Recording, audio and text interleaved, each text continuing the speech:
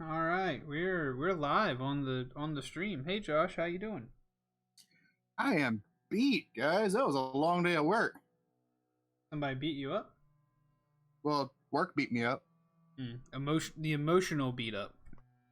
It's just Monday. You'll be all right. Yeah. I would say I feel you there, but I had a pretty good Monday, so I'm sorry your Monday was a lot of work. It wasn't so bad. It was just long. I got there at like 7 this morning, and I got out at like, I don't even know, like 5:45, 6 o'clock. So it's a long day. Yeah, that's a lot. That's a lot of work time. Woof.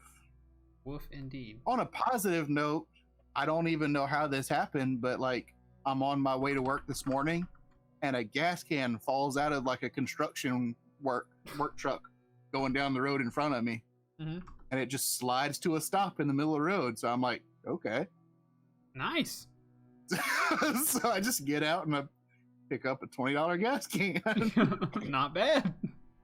That was so random. It was just weird. Not bad at all. How y'all doing this even? I'm doing well. I got no complaints. Nice. Got no complaints. No complaints yet. No complaints yet. We'll see how this D&D stream goes. Work was pretty annoying today.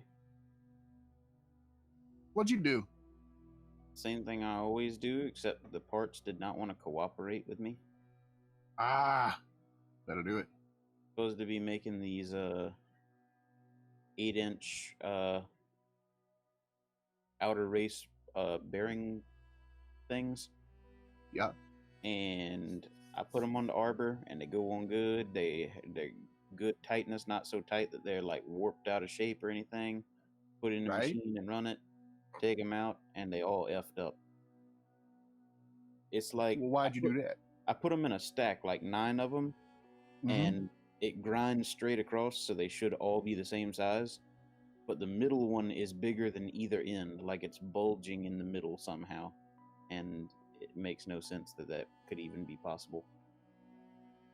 When the Happy Monday. Yeah. At SKF, every day is a Monday. Any problem that the response is I don't have any idea, there's no reason that should be happening, make me sad.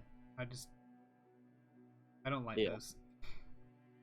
It's like dealing with microphone trouble on your computer. Right. Which you there's do everything the exact same way you've always done it every time. But inexplicably, it didn't work this time. Oh, so goodness. We've got an issue at work with like a bunch of stuff coming back from the customers, and they're like, hey, this isn't working quite right, because like when I wear it, when I put it in the wash and stuff like that, like everything's just falling off of the shirt. For anybody listening out there, I work at a custom t-shirt place, so guys, I'm gonna float it over your way, and I'm gonna let y'all see.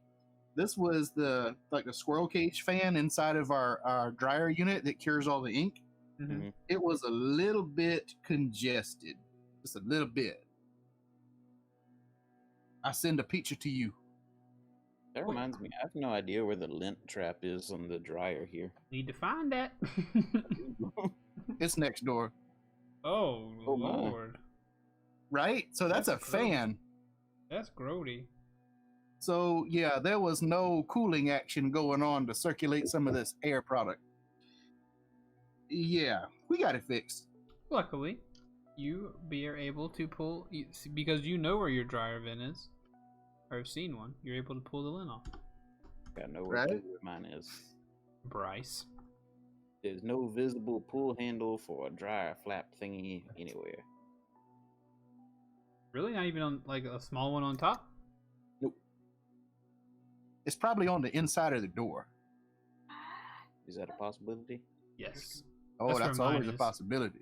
There's some kind of plasticky thing as soon as you open the door. I always thought it was like some kind of thing you load some kind of dryer sheet pods into or something. No. Oh, no, sir.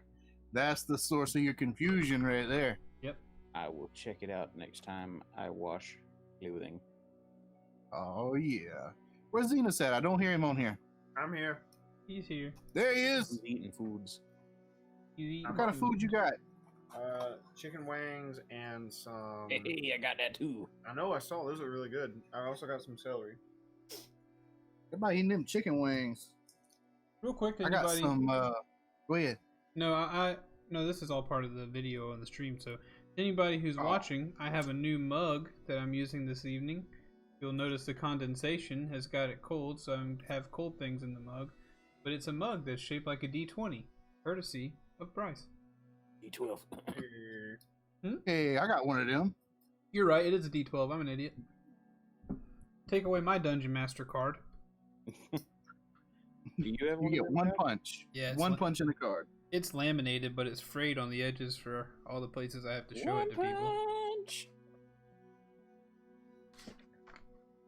Now every time I walk into work, they want to see my ID, my fob, and my Dungeon Master card. That's saying something. Like I wish I could walk into work and they ask for a Dungeon Master card. No, they don't. But if Tank Media Games ever becomes a thing, you better make sure you have your DM card on you before you walk in the doors there. Right? They'll stop you at the front desk. Mm-hmm. Security gonna get you. If you ain't DMing on your chest, I'll be BMing. Oh God! I couldn't Never finish mind, saying that. Walking right back out the door. This does not look like the internship for me. No. Hey, Mark.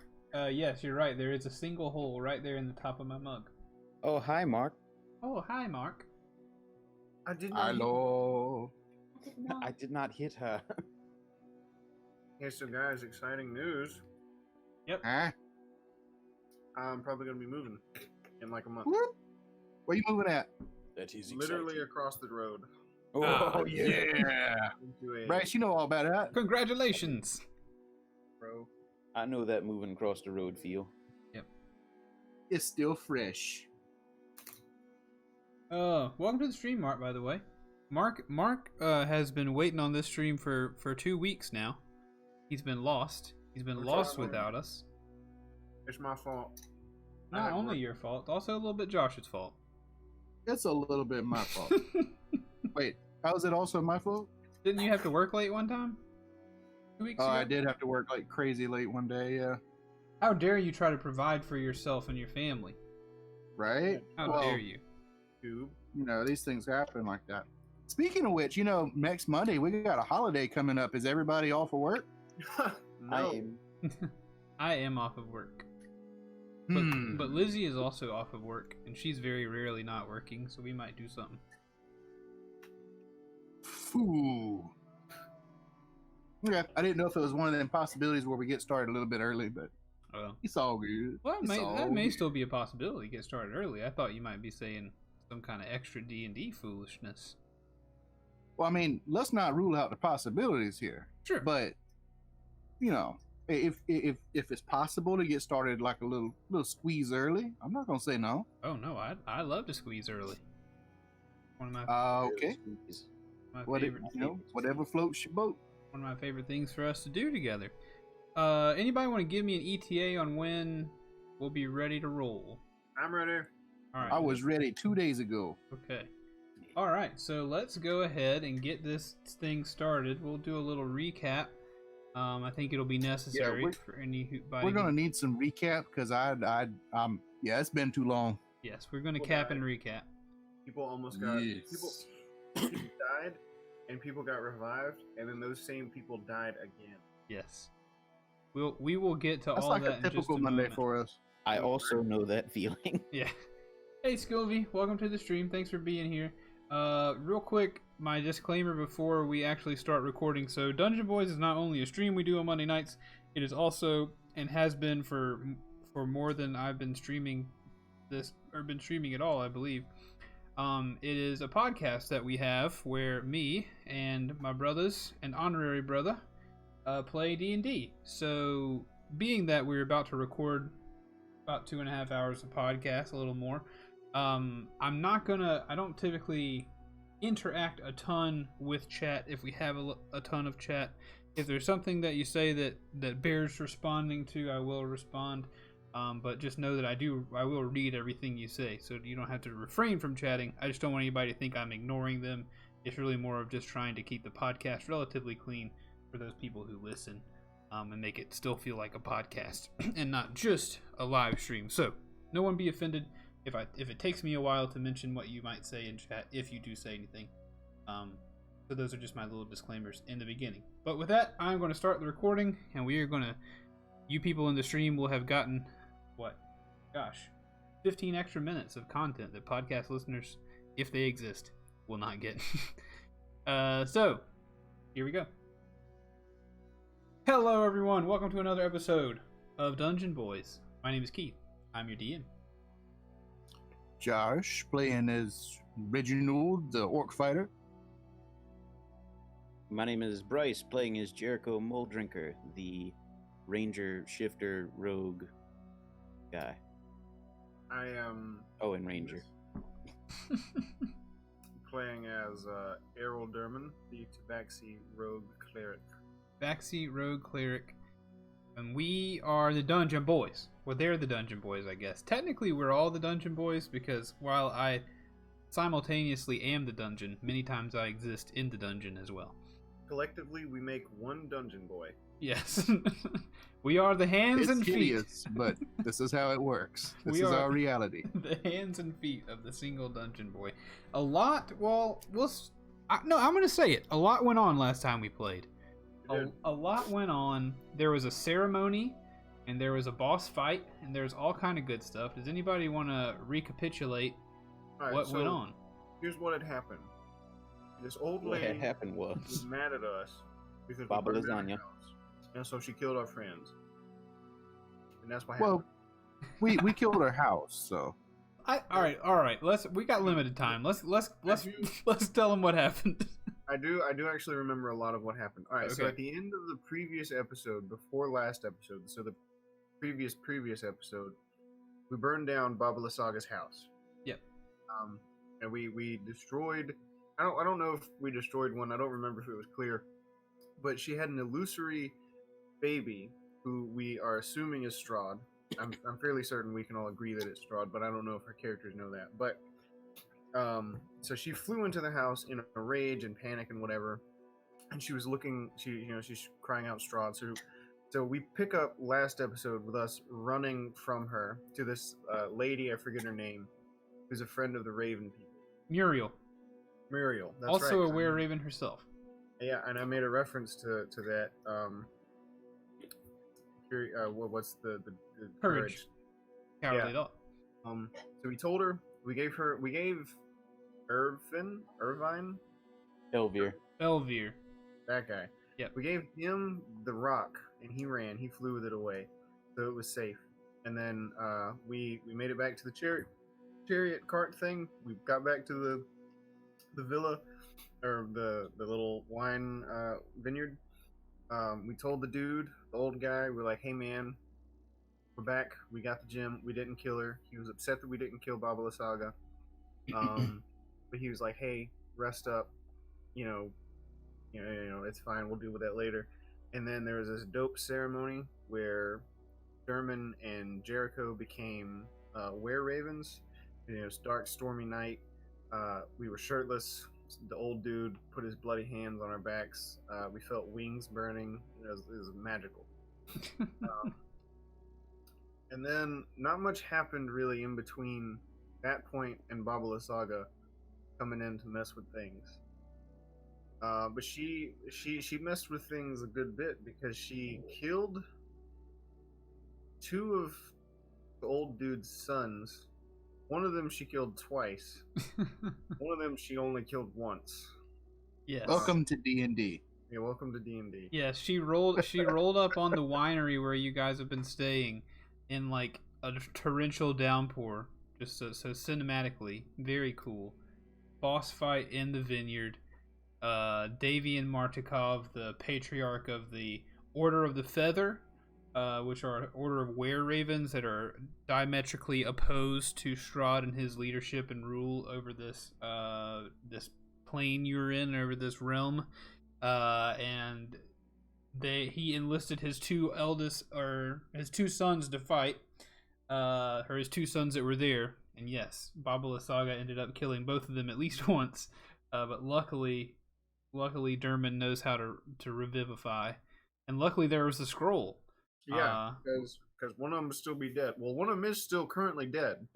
Yeah, right. Yes. We'll deal with that in just a second. But one of them is bloody and broken and lying behind a cart, singed a good bit too, because he took a lightning bolt. Yeah. To his face. I believe that's Elvir, is it not? Yeah. The eldest son is alive. Elvir is the youngest son, and he is still currently dead. No, I thought Elvir was the one. Elvir is the one that's behind the thing because. Yeah, I thought you saved Elvir. Yeah, but you couldn't get to the other guy. Into a rage and flew at Baba Lysaga. Okay. Welcome gotcha. to Tank Town. Gotcha. Well, yes. Thank you for following, by the way, Peachy Frosty. Yes, the eldest son lays dead underneath the corpse of Baba Lysaga and the corpse of her flying giant skull that she rode around in like a Jetsons vehicle. Yeah, y'all are right. Elvir got behind the cart. The all-app thing from our last battle is actually still saved. Oh, I can't see. Perfect. That. Nice. Good job. Cool. Good. Perfect, dude. I knew there was something that I would want to remember, but I always forget something. Okay, so that brings us up to date. Davian has rushed to his son, is weeping over the body of his dead son, as the three of you realize that Baba Lysaga has been defeated, and Elvir lies behind the cart, right? And he is injured but not dead. Yep. Okay. Stabilized? Is that the word? It's a technical word. He's not stabilized because stabilized is like unconscious. Yeah, he's got HP. He has health. Okay, so he's alive. up. He's just real low. Yeah, he's got like 1 hit point. Gotcha. Okay. So are we And before we jump into things, did I detect a hint of y'all get a level for beating Baba Lasagna? Yes, everybody gets to take a level for beating Baba Lasagna. Yeah.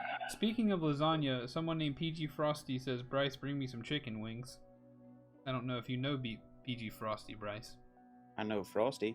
I don't know what the PG means. Maybe he needs parental guidance. Could be. Hey, Frosty, how's it going?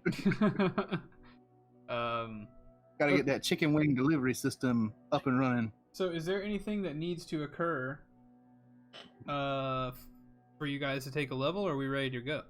I'm ready to go. I think we good. We're about to find out, that's for sure. We about to find out.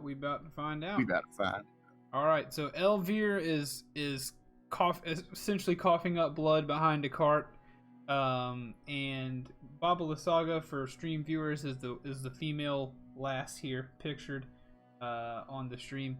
She lies dead in the center of the vineyard. The rain is pouring down and washing all of the soot and dirt and lightning, blast off of her face as her corpse lies in the mud. The dirt's running underneath her, and as the dirt runs underneath her body and the mud flows down towards the winery, it flows underneath the body of the other dead son. Adrian was the other dead is the dead son who now lies on the ground, and Davian, the patriarch, is rushing over towards him, saying, "My son, my son!" As he leans down toward him. I am injured to near death, so I'm gonna trudge over there as quickly as my body will allow it. Okay. And I, what's his name again? Davian? Davian, yeah. They oddly put a V instead of an N. M. Interesting. It's Welcome to D&D. Avian is. Hey! Anyway. Suddenly, revelation. Indeed. I kind of walk over to him and just. I forgot. It's been 2 weeks. I don't know his voice anymore. Got a little bit of an accent in there. Yeah, a little bit. Davian, move, please. I can still save him. And I reach down to kind of gently try and push him out of the way. Not really wholeheartedly. It's more like It's more like I'm falling onto him with one hand, and I'm like trying to move him out of the way with my body weight while I reach the other hand toward the sun. Sure, Davian has little energy left emotionally or physically to push against you, so he kind of falls back into the mud himself.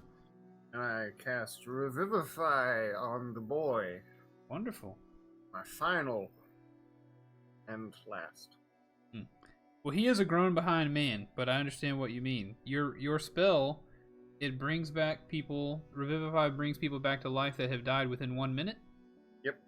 It doesn't bring back missing limbs or anything like that. But luckily, Adrian is not missing any limbs, and he returns to life. He gasps for life and reaches up, gasping for air as he looks around and finds his father, as Davian looks on to his son, and then up to you, Dermot, and then back to his son, and then the at once despairing sentence, "My son," turns to a joyful and embracing, "My son. Thank you, Dermot. Thank you very much. I appreciate you. Oh, my son, he lives. What of Elvir?" Well, he died and died again. You saying He's fine. Oh, I'm glad it took me some time to catch my breath. Very well. He died twice, though. That is important. That is an important bit of information. You need to keep a closer eye on that boy. I will. It matters not how many times he has perished, as long as it is not for the final time. As Davian stands up, and as he stands up, he helps his son to his feet. His son is still pretty broken and bleeding at this point, but at least he's alive. And after he pulls his son to his feet, he, slowly steps over to where Baba Lysaga lay in the dirt, and he hawks a big fat one and spits it on her corpse. He spits on her corpse and he says, "He could not have come soon enough for you, you hag."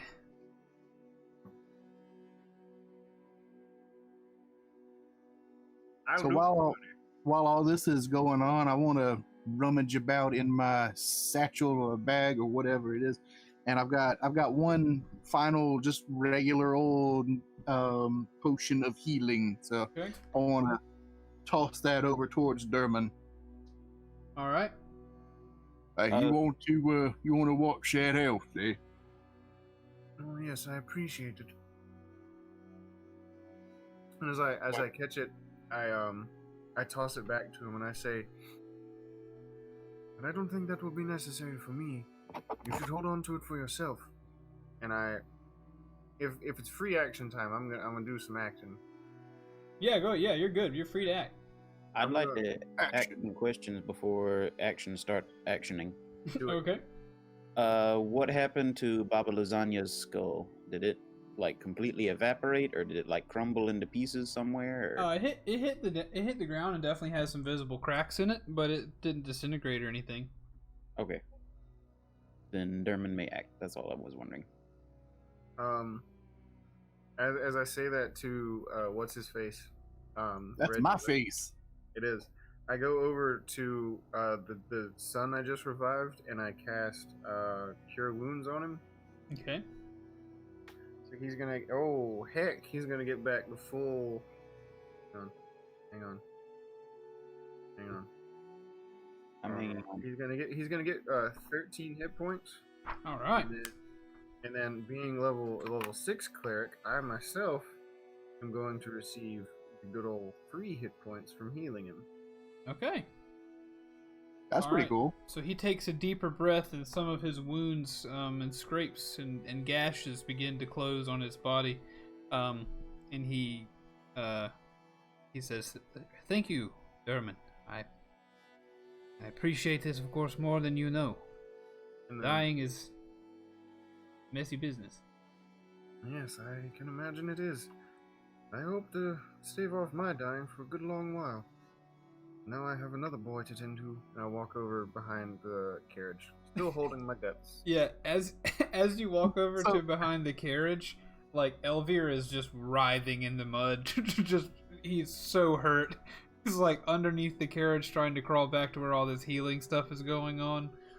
Which kind of, I guess, humorous knowing that he will soon be healthy, but pretty dark considering the fact that he definitely died twice and is extremely injured. Still has sparks jumping off of him to nearby objects. Oh, like Luke Skywalker. Yeah. Yes, indeed. You know, just like that. Just like that. Just On like him, I'm going to grab at his leg. I imagine he's crawling under the cart, so it's almost like I'm grabbing his leg and yanking him. I'm not actually yanking him, Yeah. but it's like grabbing his ankle and like holding him there for just a second. Definitely. I'm gonna cast a level 2 cure wounds upon him because he's super dead. Oh yeah, he's rough. That's 8, 10, 13. So he gets back a good old 13 as well. And I need to know. Yeah, he gets back 13, and I will regain something. So, and then that's all I'm gonna do for now. while he's doing all this mending of the people, I want to look down at my one little pitiful health potion and look back at the scene unfolding, and then back at the little health potion where he's got my beat, and I just want to stuff it back in the pack kind of roughly. Oh. I want to go and see if I can retrieve my spear and my hand axes that I threw. Yes, it takes you a little bit. It's the rain is pouring down, and the leaves of the vines of the vineyard are shaking in the wind, making it a little bit hard to see into the mud. But eventually you do find your spear sticking vertically out of the mud from where you tossed it earlier, and your couple of hand axes stuck in various vines across the vineyard up there to the northwest, I believe is where you threw them. Yeah, that'll work. Yeah, Hey. I took a little screenshot of the map from last time. So yeah, it's way up there. Would anybody be willing to put that in the Discord? Because I do not have access to it. Let me see if I got you covered. I can get it real quick. You got it? Yeah. Hey, Derman, you want to go help me loot these bodies when you're done healing all these people? They're being horribly evil and all that. I don't really have any compulsion not to, search a corpse for valuable items. Oh yes, I think that would be a grand idea. And there's a perfectly good well, not perfectly good anymore. Once perfectly good, slightly used flying skull over there that I'd like to check out as well. Oh yes, that could be quite useful. I'm gonna head over to the skull. All right, head over to the skull. Slapping the side of it. This baby's got low mileage. You can fit so many evil sorceresses in this bad boy. Right. Check out the trunk space for all the bodies you're going to create.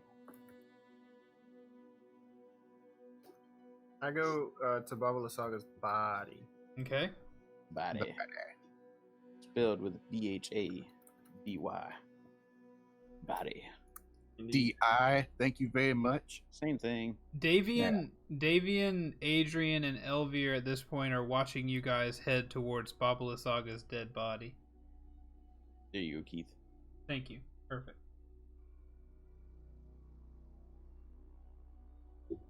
What did they see us find? Well, Indeed. Bryce, you did a good job of reminding me of a certain thing. Excellent. Just real quick, before all else happens, I do want to just, not a stabbing action, but I do want to poke her with the end of my spear. She Okay. shoots up from the ground. Phase 2, baby! is what she says as she turns into a jet plane with missiles. No, Not again. no, you Apache.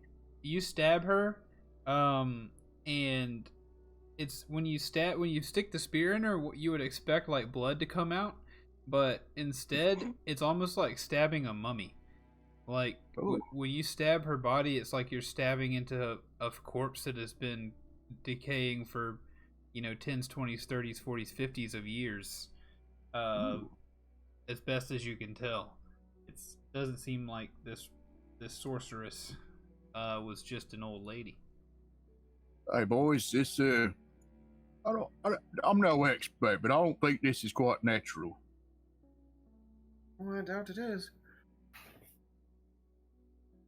More like a lump of rotted flesh in my She eyes. got anything on her? I don't know. Let's find out. What do I need to roll? All right, as you boys approach this body, you and Jericho, being the looters that you are, as you approach, you think, it's just another body I'm ready to loot. But the closer you get and the more you consider reaching into this woman's personal effects and taking some spoils of her death for yourself, you are confronted with an almost impassable compulsion to not do that. That is not the lawful thing to do. That even though She's evil. even though you killed her and she's evil, that those are not your items to take. Hey, what's the hold up there, fellas? I, for some reason, feel this is a poor choice. Karmically speaking, of course. I wouldn't feel right searching this murdering defile of good things for valuable items such as gold or magic things. All right, both of you roll a I'm gonna call it a Constitution saving throw. This is part of your inner being now that's changed that you're trying to fight off. I got a 15. I rolled a 15. I don't know what I add to it. So Constitution modifier, I guess. Yeah, I know that, but I don't know what it'd be, dude. Sorry, dude.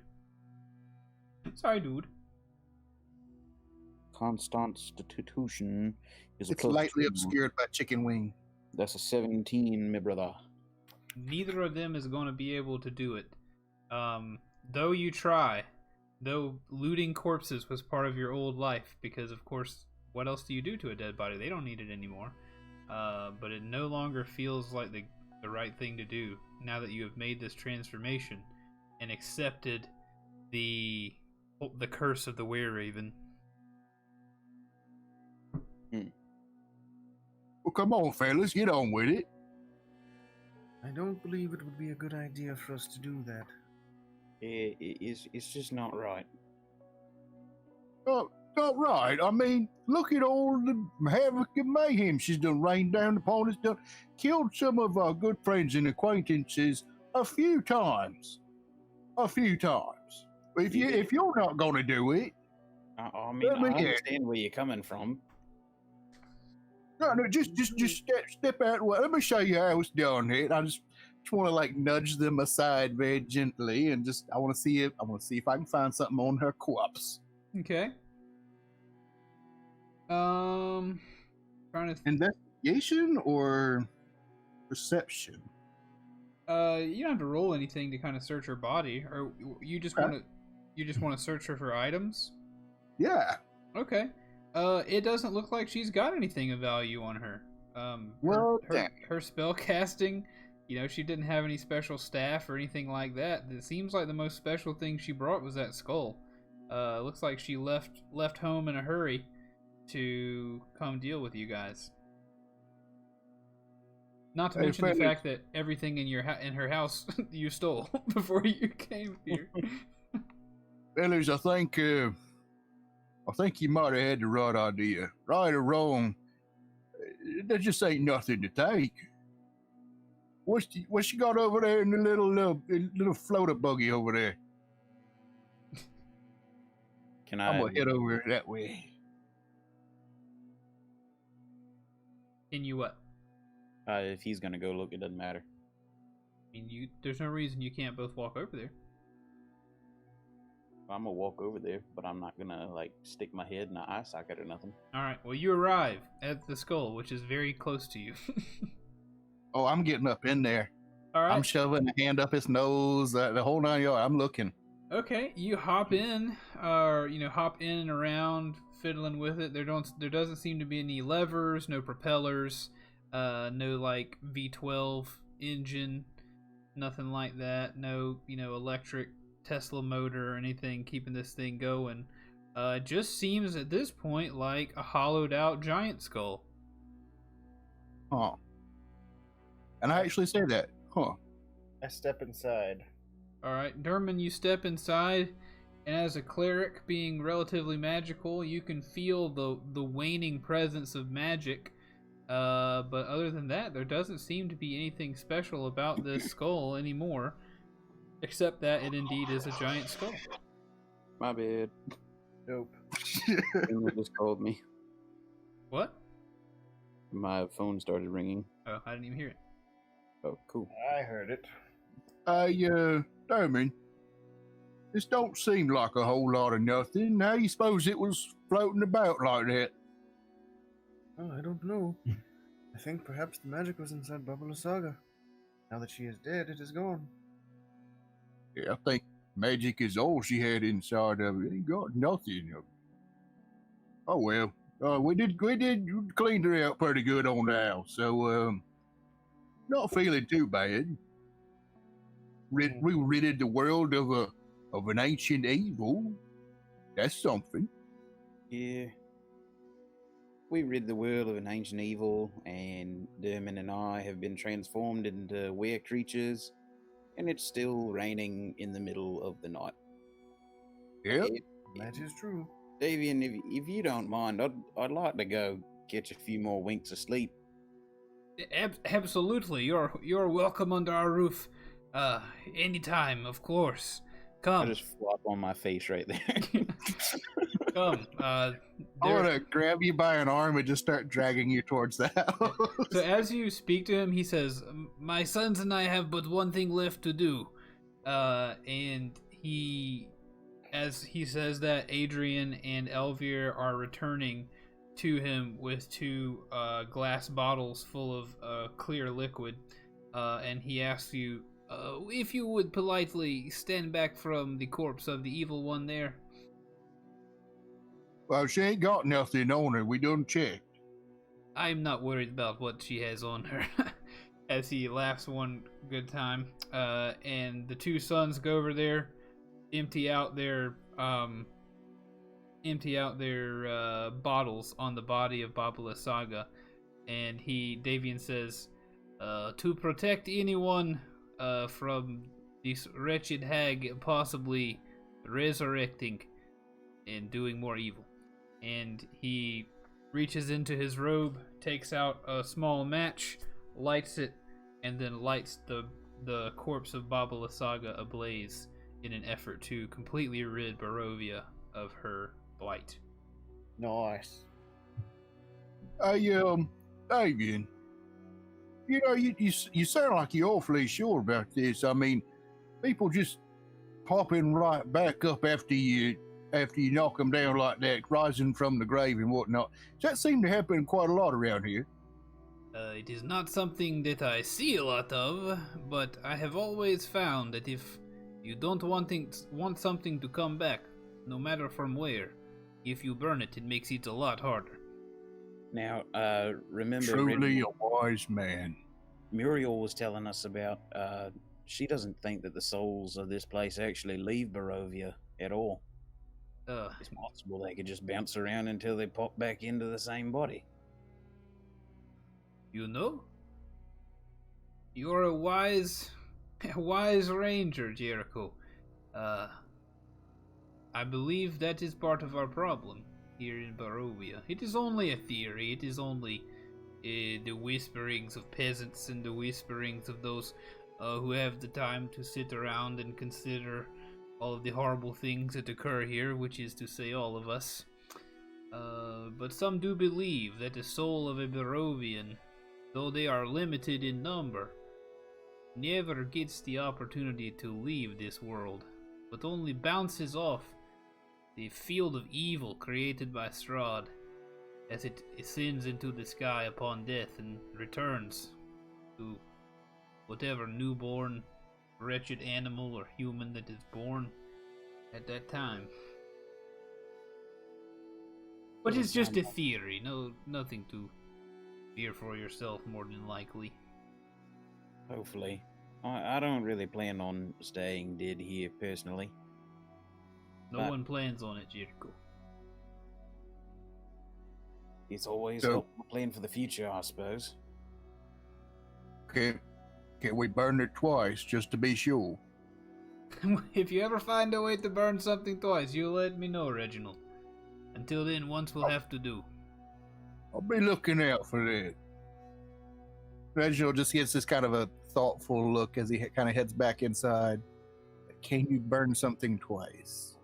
The smell of melting flesh has become all but overwhelming as Davian reaches out his arms to his two sons, puts an arm around each of them as he walks with them towards the winery, and he turns back towards you all as well, and he says, "Please, come and enjoy at least one more night in our winery. You are now our heroes and our closest friends and members of our order. Come, please, get some rest." I'm already inside. I join as well. Jericho, were you saying something besides I'm going with him? No. Okay, cool. Well, you guys go inside, and if there's not anything else left you'd like to do, Davian tends to the wounds of his sons. Stefania and Dag and their children come out of where they were holed up to protect their kids. The winery seems to be back in good order as it was before Baba Lysaga showed up, and it seems to be a decent, calm night at the vineyard from here on. Ooh, I sleep. Nice. All right, you guys take yourselves a full rest for the evening. All right. A full rest. Congratulations. Flash forward a bit. You stand before the throne of Strahd. Well, maybe that's a little bit too far. You stand before the throne of Strahd. Too much of a full rest. Reel it back. Reel it back. Your own head dangles from a string he holds. You see your party upside down. No, of course not. You wake up the next morning. What are you guys going to do? You know what? I think I probably had a dream about that last night. So I wake up. All of a sudden, it is morning, and I kind of got this itch to get moving. Okay. Like Reginald to himself, he's thinking, okay, we've been here for a while, but there's a lot more going on here. Joe? Are we like in our rooms, or we met back up in like the winery lobby or something like this? I go downstairs as soon as I wake up. Oh yeah, I'll do that. I picture you guys are meeting up kind of in that same area where they load the wagons, kind of the let's say you're on the front porch of the winery. There's the place you came in with the wagons, but there's also a big front porch where there's some tables and stuff.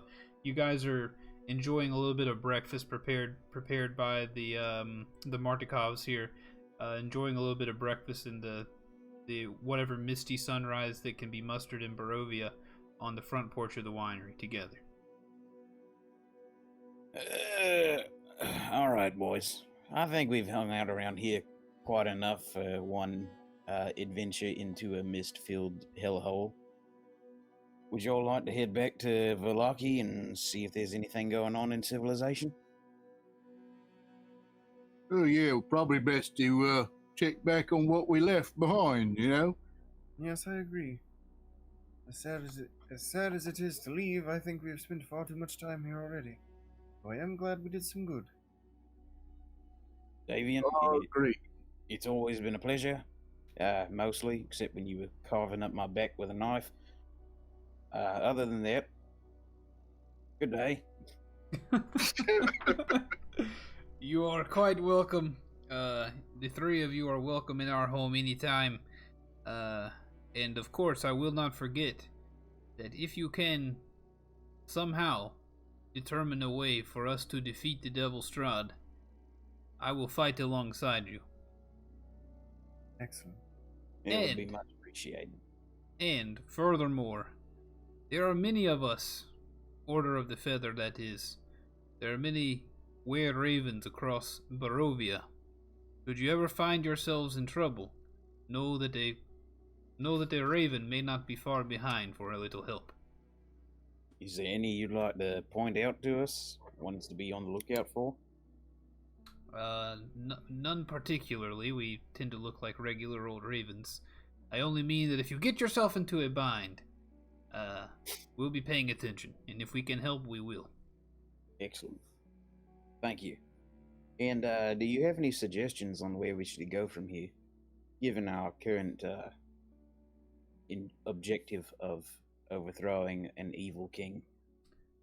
It sounds to me that Strahd's singular focus is on the girl that you brought to Villaki. I can imagine that Strahd, being a man of singular focus, has not turned from that so quickly. Of course, he is watching everything you do. He knows he no doubt already knows of the death of Baba Lysaga. But I imagine that whatever he is planning and however he plans to toy with you next likely has to do with the girl Irina that you spoke to me of. I see. All right, I guess it's best we go check in on the princess then. Yes. Let us go. I want to give Davian the big clap on the shoulder. Always a pleasure. Hope to meet you again on the field of battle someday.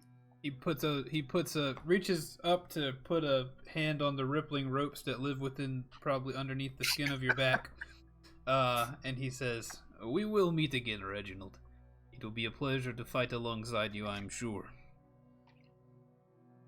I shake his hand, and I'll say, thank you for all that you've done for us.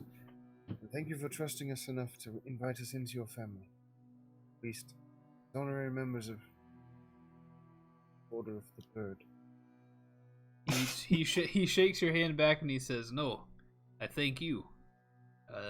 Going out on a limb on the three of you may be the best decision I have ever made." Well, that is good to know. If you ever need us again, we are not far away. Usually, hopefully, probably, maybe. Sometimes. I plan to be very far away as soon as possible. Anyway, do we not But I'm still sure have you'll the be stones front ready before for that. you? Say again, Derman. Yeah, sorry. Do we not still have another stone to recover for you? Well, there is no telling where the other stone may lie. My son, Erwin, in Villaki, may have some sort of idea, but I doubt he even knows at this time. He was a young man in love, and we do not even have any idea where the stone was taken at this back that long ago. We've been doing all right on 2 stones, and should we get any more information, we will hopefully be able to reclaim it ourselves now with Baba Lysaga and the druids no longer there to contend with. So Reginald is outside. He's kind of like towing through the area of ashes where Baba Lysaga was. Yeah. Just making sure. Yeah, it's just a big black greasy spot in the dirt. That's nasty. Mm-hmm. I'm gonna go hop up in the back of our horse-drawn cart. All right, you hop up in the back of the cart. Everybody follow suit. Oh yeah. Yeah. We have a horse. I All go Did right. our cart go back to town? up to that. We had a horse. It's also not our cart. It's the bar's cart. Yeah, that cart remains. Your horse and cart remains. The wine was sent back to. There was a delivery sent, wasn't it? Yeah, the winery had its own horse cart thing. Did they send the wine, or did they Yeah. say they were going to That's send the what I wine? remember. They said Yeah, that- that's what I remember. I don't know when it happened or if it happened. Yeah, I think they said he was going to send it, and I think that was going to go. That was going on whenever you guys went looking for the druids and stuff. So, a shipment of Right. wine has been sent out on the wine cart. You guys still have access to the cart that the bar lent you, the Blue Water Inn that they lent you in Villaki. So you're good to go. Travel back. All right. Let's do that. Okay. So you do that. You guys do that. You hop in the cart and doo-doo. you go clippity-clopping over the greasy black spot in the mud where Baba Lysaga's body once lay before it was lit ablaze. You pass by the dilapidated skull of a giant that she once rode towards you in as she tried to kill you, and you make your way back down the road back towards Vallaki. It'll be a good long ride, but is there anything that you guys would like to do on the way? I kind of want to mention somewhere along the way, hey, boys, just want to say I feel like we did some good back there. I as well feel like we've been doing more good than we used to.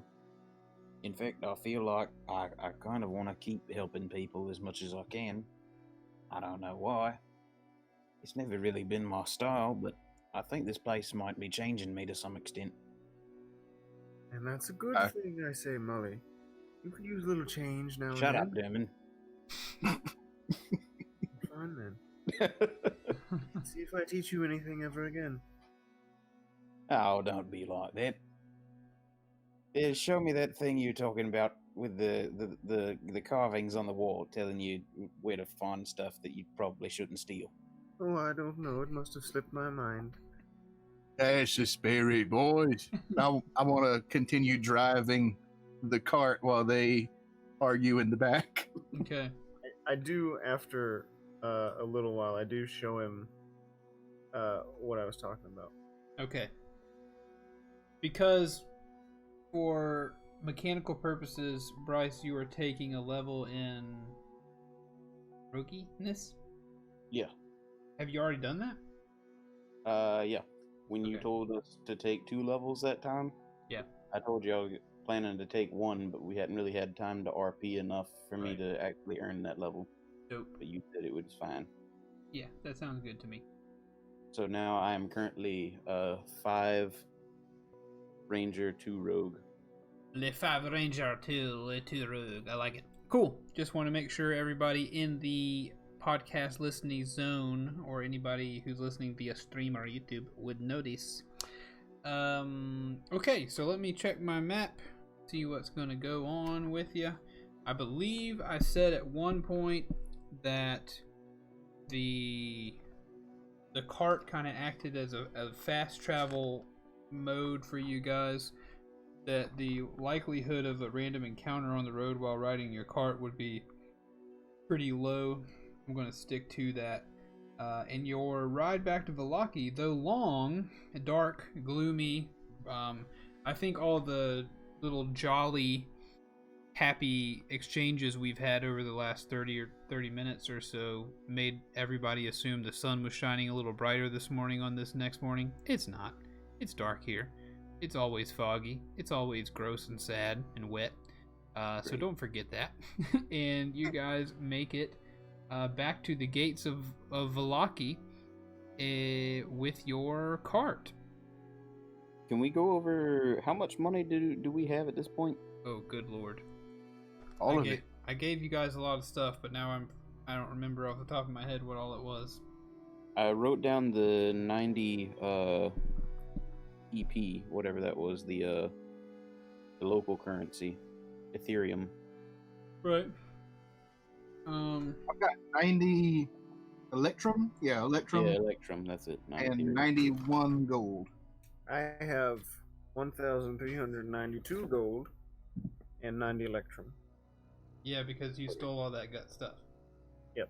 Okay. Baba was talking. Alright, I've updated mine to be the same as Josh's. That sounds good. German.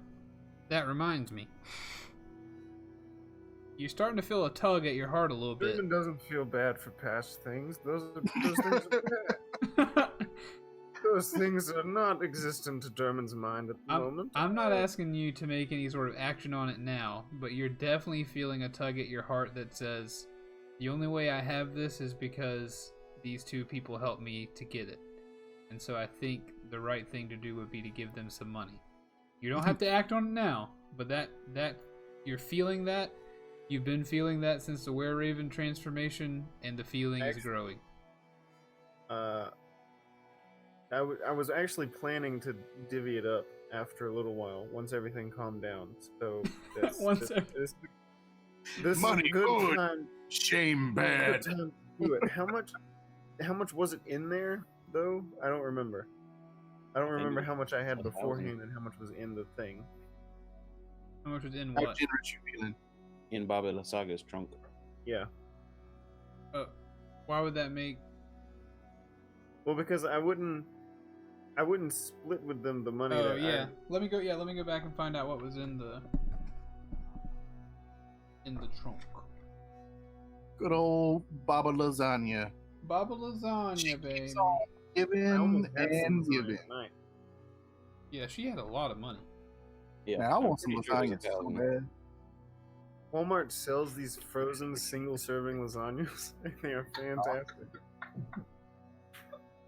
Oh I made goodness. really good lasagna with homemade noodles. That stuff was good up.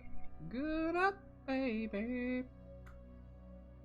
I left the noodles a little bit undercooked before I put them in the thing, so they finished cooking in there and they soaked up all that meaty juice. Meaty juice.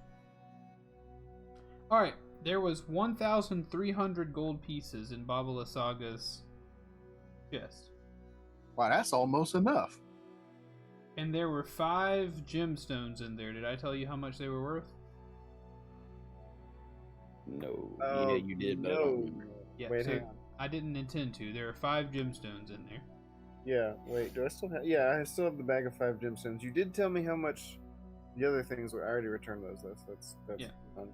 There was a vial containing an oil of sharpness. There were 2 spell scrolls, Mass Cure Wounds and Revivify. There was a pouch containing +1 sling bullets, and a set of pipes of haunting, and a stone that looked like a rock, but it felt magical. This stone looks like a rock. That's suspicious. Alright, so you said it was 1,300 in there? 1,300 gold pieces. Okay, so I will give the oil of sharpness and the pouch of sling bullets along with 300 gold to my boy Jericho. And I will say to him, I will say words in just a moment as soon as I think of words to be said. All right. So these are the things that I stole from, well, stole is probably the wrong word. These are the things that I gathered from Baba Lasaga's hut, and I feel that it would be best split among the party.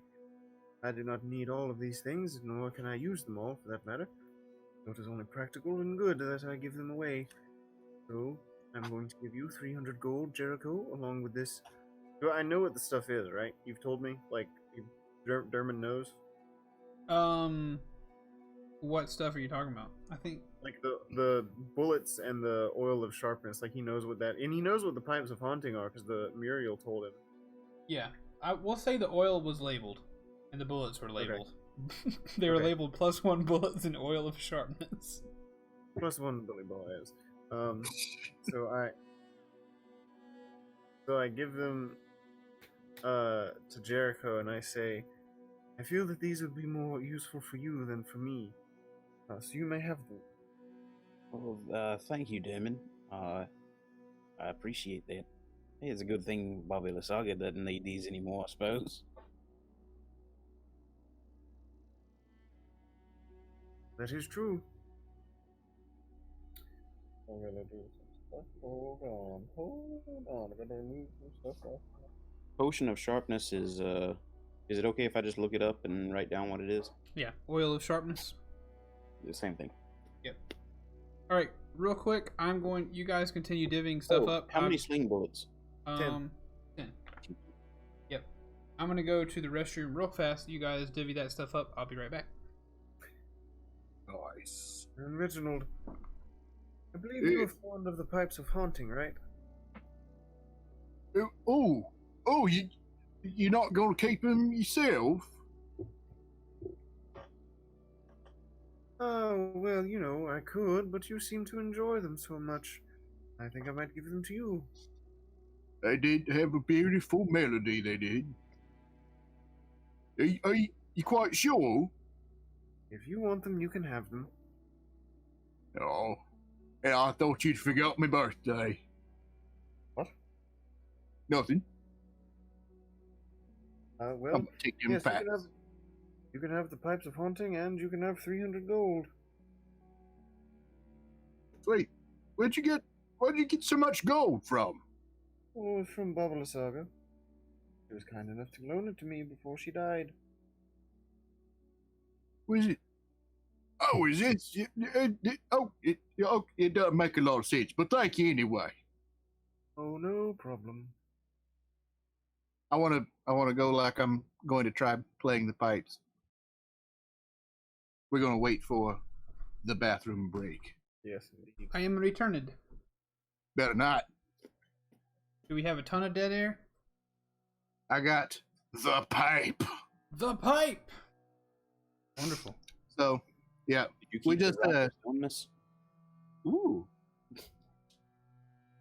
Or stone of rockness? I'm gonna Oh, take is that a thing? Sherman, you still there? But yeah, I'm here. What's the question? Yeah, I'm confused now. I said, did you keep the stone of rockness? Yeah, I kept the stone. Because I don't know what it is, so I don't feel like it would be a good idea to give it to someone else. Probably not. If it is deadly or something. So I have been passed the pipes and some cash monies, Yep. and I wanted to go like I was going to. I was going to go play the pipes. Okay. You know, I got to practice. All right, go for it. You gonna play the pipes? If nobody stops me. Toot those pipes. All right. Tootly toot toot toot. There you go. Into the pipes. All right. So you toot the pipes. And again, I think you've tooted the pipes before. Somebody's tooted the pipes because the pipes before. we went over this. We know they're pipes of haunting.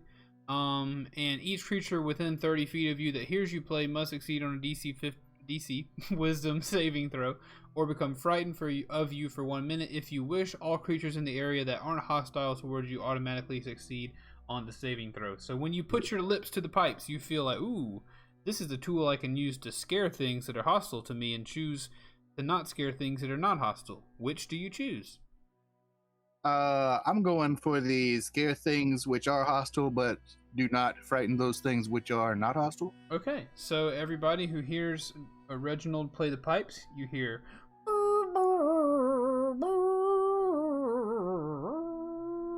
Yeah, just for reference for everybody, it is an absolute terrible song. There's no melody at all, but it makes old Reggie happy. So, And everybody remains unfrightened, but you feel like you could have been. That's gonna scare the crap out of me. That's a really disturbing sound, Reginald. How well, about, practice limit- makes limit your perfect. play. I'll try again. No. I think you're spot on. You're doing a good job. I Really? don't want to hear too much of it. It'll ruin the experience in the future. Oh, right. Yeah, you're perfectly right. Perfectly. So I want to just very carefully just put those away. Okay, you put away the pipes of haunting. Big grin on the Reggie. Perfect. Maybe in the future you could play that song for our enemies and see if it convinces them to join us instead of fighting. Yes, I'm sure You- it'll have that effect on them. You think that melody is that fine? Oh yes. That was beautiful, perfect. Well, I might. You know what? If we get an opportunity, I might just try that out. I've got this kind of. Reginald has this very like off in the distance, kind of very thoughtful look. Like, maybe I am just that good. Maybe you are. Maybe Who's to say? All right. could be a natural.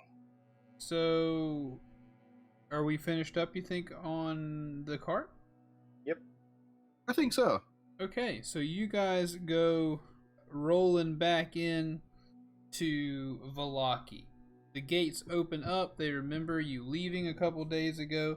Surprised to see you return, you come back into Valaki on the western, through the western gates, through that portion of the old Zvalich Road, and you pass by several houses on your right and your left as you travel the main road down into Valaki. On your left, again, you pass by St. Andrew's Church, which seems to be a slouching, centuries-old stone church that has a bulging steeple in the back and walls lined with cracked stained glass windows depicting pious saints. A fence of wrought iron encloses the garden of gravestones next to the church as a thin mist creeps among the graves. You continue traveling down until you arrive back at the Blue Water Inn, which I'll read the description of again. Gray smoke issues from the chimney of this large... Let me also change the image to you're back in the village of Valaki now. It's not much of an image, but it's better than looking at Babala Saga. The gray smoke issues from the chimney of this large two-story wooden building with a stone foundation and sagging tile roof upon which several ravens have perched. And now you know why it makes sense. There are several ravens perched on this building and not another in the town of Valaki. A painted wooden sign hanging above the main entrance depicts a blue waterfall. As you guys pull the wagon in, you guys go around back to the stable, and you park that wagon back there. And then I imagine you come out of the stable and head around to the front to go into the tavern. Sounds good to me. Of course, you don't have to go into the tavern, but Have I gotten any better at my driving at this point? yeah, Not at all. you're good at driving. You're pretty good at driving a carriage now. Excellent. I remember when we left, it was like, okay, how do we do this? Which end is forward? That kind of thing. Right. You now know definitely, without a doubt, which end is forward. All right. You are successful. Real quick, before you go inside, the town seems to be a bustle. Hey, Hale, welcome to the stream. No worries on being late. We have just arrived back at the town of Valaki.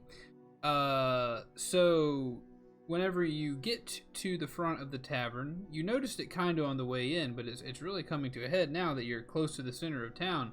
The town seems to be a bustle. Not necessarily with any amount of joy or excitement, but people are moving towards the center of town. Some of them almost dragging their knuckles on the ground lazily. Some of them pretty dissatisfied. It seems like people are begrudgingly all headed to the same place in this town. A few people have wandered out of the tavern. Not everybody's moving yet. It doesn't seem like you've missed anything, but it does seem like the town is preparing a bit for something to occur as you come to the front of the tavern. It looks like they're getting ready for another festival. This is what, like 4 or 5 now? You'd think at some point they'd get just flat out tired of festivals. Yes, I agree. Somebody roll a history check. You've been through a lot over the past 3 days, but let's roll to see if any of you remember exactly what's going on. I got a mighty 8. I got a 19. Jericho? History 18. All right, yeah, Jericho, Reginald, you've been through a lot. You don't remember what's going on at the festival, but Jericho and Derman both remember the sign that they saw, where they said the sign said, "Come on, come all, to the greatest celebration of the year, the festival of the blazing sun. Attendants and children required, rain or shine, all will be well. The Baron." Oh, yeah. I apologize for my chair. That's okay. No one should ever apologize for their chair. Late. So So I don't remember any of this. I'm just kind of like trying to. It's a head scratching moment for me. I'm sorry. I'm This moving is- it right now. This is some festival. With Oh, it was the Burning Sun Festival, or something like that, right? and happiness. Yes, I believe something such about that manner of thing. You know, I'm not seeing a whole lot of burning sun or happiness around here. Maybe maybe it'll do some good. I suppose. But what did those men say that this was for? The ones we found in the stocks. What is that What was noise? Oh, sorry. I had to clean something off my computer. Oh, okay. Yeah, I didn't hear what you said over the sound of cleaning. Yeah, I felt like my skull was being scraped out. Sorry about that. I asked what those men in the stocks had said about it, if anyone remembered. I do not. It has been a hot minute, fellas. You No, the fellas in the stocks were there because they were not enthusiastic enough about some festival or other, wasn't it? Yeah, I think you're right. But that was the last festival of the kicking donkey or something of that nature. Who knows? We've been going long enough. Maybe it's come back around. Could be.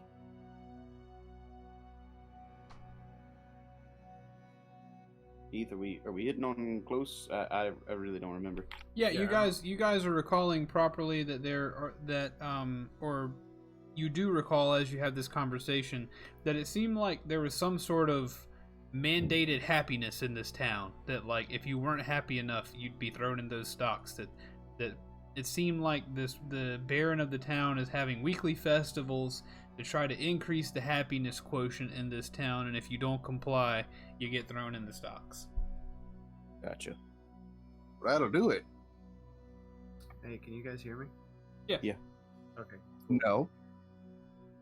Did Rachel's- we make it inside the bar? No, I picture you guys are on the front porch at this point. Okay. I'm gonna head on in and belly up to that bar. I'm gonna follow that orc. Okay.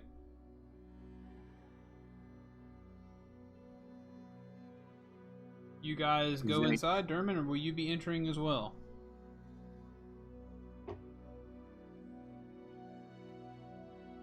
We may have. Yeah, lost Mo. it. Dermot, did we lose you? Yeah, sorry. It was the lasagna. Maybe. I'm very tired. I apologize for that. But what was said? Are you going inside the tavern? Yes, Okay. I'm doing that.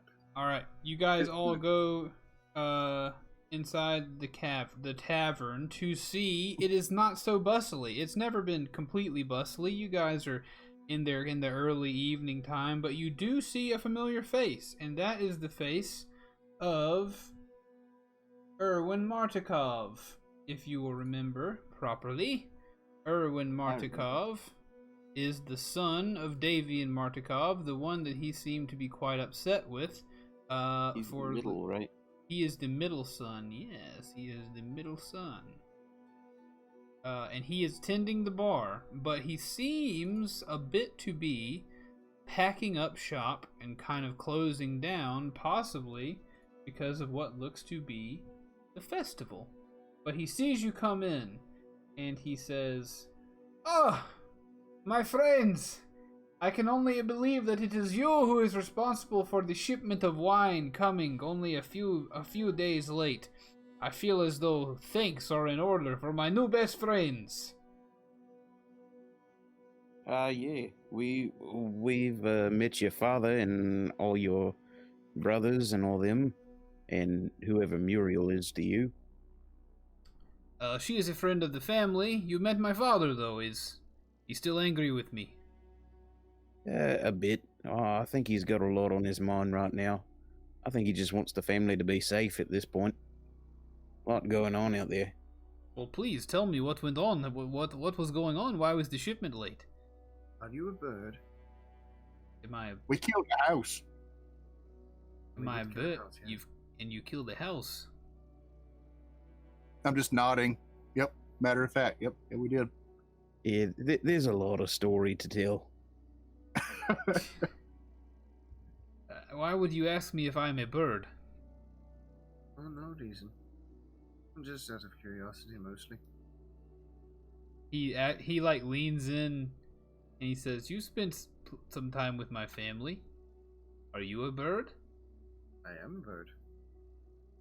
Oh, Hang on. I can't. I'm using headphones and I can't hear myself enough to do anything good with it. So I'm gonna change that real quick. okay. Yeah, we both are now. It's definitely strange. It is He indeed a thing. he reaches out his hand. He says, "Come here." I come here. Okay, he kind of beckons to both of you, but when Derman gets there, he puts a hand on your shoulder and kind of pulls you around a little bit and slaps your back. Right on where the large gashes might appear. Yes, it seems you have been initiated into. And he leans down and he says, our Order of the Feather. Welcome aboard. Thank you. So you no doubt have proven yourself to my father. I assume you helped him in some way. We've retrieved 2 of the gems that they need for the vineyard. Wonderful. Not to mention clearing the evil druids and twig blots out of the vineyard itself. Murdering the bloody tree that produced blight things. Oh, don't forget the swamp hag now. Can't forget Oh. the swamp hag. Oh yes, we infiltrated the citadel of the nefarious swamp hag, killed her sentries, murdered her house, and stole the gem back from her. And when she came to chase us down, we also killed her. This is very true. We didn't do these things. Baba Saga of the village Kresk? Yeah. Or Oh, yeah, Birez, that's the one. Birez, excuse me, Birez, not Yeah. Kresk. Bariz. You did Yeah, all that, one. and you did it all just to help my father? Well, yeah. We Yeah. made a lot of money along the way. Let's not forget that. that is- Well, yeah. But there was adventure too. Don't forget the adventure day. Can't rule that out. Yes, and helping your father was the right thing to do. Well, And Oh. I just love helping for the sake of doing the right thing. Jericho, it seems you might be having some trouble with your transformation then. I'm gonna be sick, I think. Big slap on the back for Jericho. You're doing fine. You're doing God, fine. I'm gonna castrate you, you green buffoon. Quiet down, fellows. I will say this: though my father and I are at odds at many times, that does not mean I do not love him.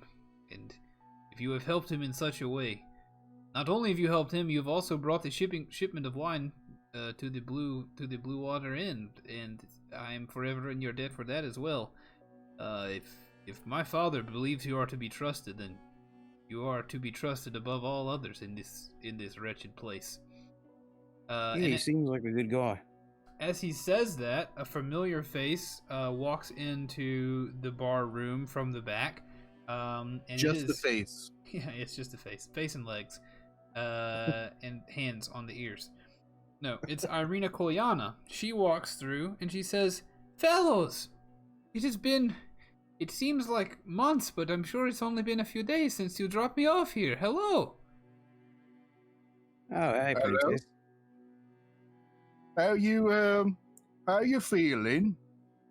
I'm feeling fine. I do not have any troubles. I assume you're referring to our meetup with Strahd on the way here. Well, yeah, but we've seen him since then. He said he was headed this way.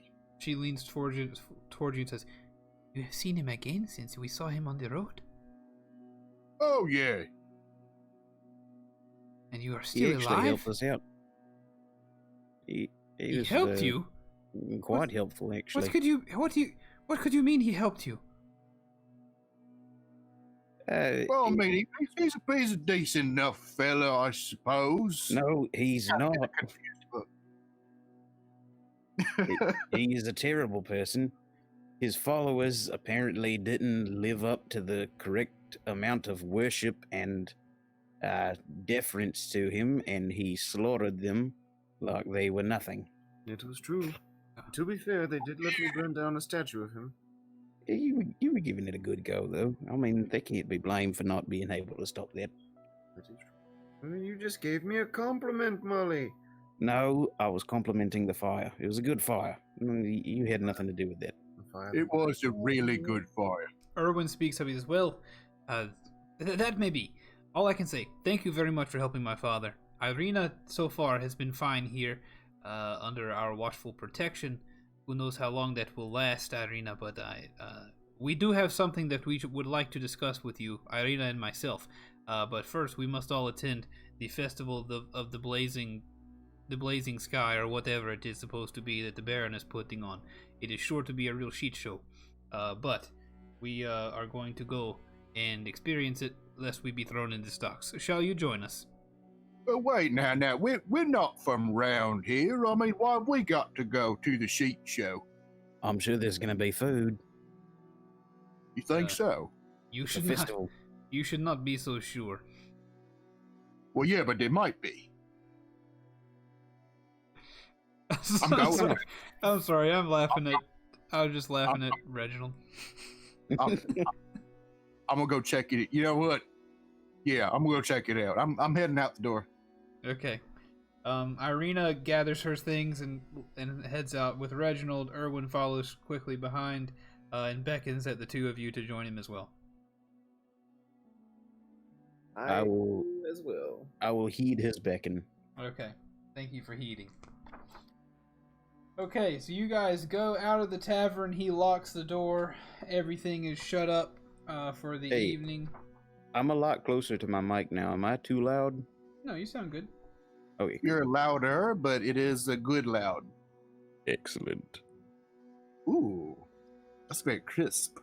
Yeah, you sound good. Cool. All right. So, you guys head out to the city square, and you experience the following. And while I'm describing this, if at any point you decide you would like to say something or do something, let me know. Whenever I'm doing these descriptions, don't necessarily treat those as he has to get to the end of this, because there's going to be some action involved. As you're going through your descriptions, just imagine Reginald is walking through this entire description, nose slightly up in the air as if he's trying to detect where might there be the food. Okay, gotcha. Alright. Under threatening skies, a parade of unhappy children. You find yourself standing in the city square, on the edges. There's an opened area where the festival seems to be taking place. You guys are kind of standing in a crowd right now. Under threatening skies, a parade of unhappy children dressed as flowers trudges through the muddy streets, leading the way for a group of sorry-looking men and women carrying a 10-foot diameter wicker ball. The burgomaster and his smiling wife, who holds a sad bouquet of wilting flowers, follow the procession on horseback. Real quickly, I'm going to change the images here. I'm going to toss an image into the Discord of what the Baron of Vallaki and his wife look like. Oop. Okay, so you guys can check that out at your leisure. They're not pretty people. No. Oops. Wrong thing. Wow. Yeah, they're That not. is harsh. Yep. Harsh looking folks. They got some cool dogs though. Anyway. Like Easter Island dogs. Yeah. They're following the procession on horseback. As weary spectators watch from their stoops, the ball is borne to the town square. There it is hoisted and hung from a 15-foot high wooden scaffold, and townsfolk take turns splashing it with oil. Before the wicker sun can be set ablaze, the sky tears open in a sudden downpour. The burgomaster opens his mouth and you hear him say, "All will be well. Might want to back up from the mic. A couple times. Yeah, that's a little bit. Yeah. Zencaster will take care of it, and I think Twitch. I have filters on Twitch to take care of it too, so it's only going to hurt you guys. That assures me. It really does. He says all will be well. He cries that out into the sky and towards all the people as he brandishes a sputtering torch and marches defiantly through the rain toward the wicker ball. This is a man who's trying to keep everybody happy. He's trying to keep everybody smiling. So he's not going to let a little rain stop this thing. So as his torch sputters in and out, barely clinging to life, he marches defiantly through the rain towards the wicker ball, only to have his torch go out as he thrusts it into the sphere. So the oil-soaked wicker ball, despite all his efforts, remains unlit as his torch is rained out on its way to light it. A singular laugh erupts from the crowd, drawing the burgomaster's fiery gaze, as well as gasps from the townsfolk. Yes. Keith, I have a question. Yeah. Derman has a desire to slap Burgomaster righteously. Does this seem like something that his new nature would be opposed to? Yes, he would be opposed to that. Hmm. I don't know where you're plugging the righteous slap from. who is righteous? Righteous slapping. So in the past, let's say you've probably slapped some people before righteously, but this time you think, I don't know, doesn't feel right. Doesn't feel lawful. Doesn't feel particularly lawful to do that. But does Not quite so righteous. Does it feel good to do that? That's the question. It must be both, Miss Newly Lawful Good. It must be both. So you see, you can see the guard who laughed, who let slip the laugh.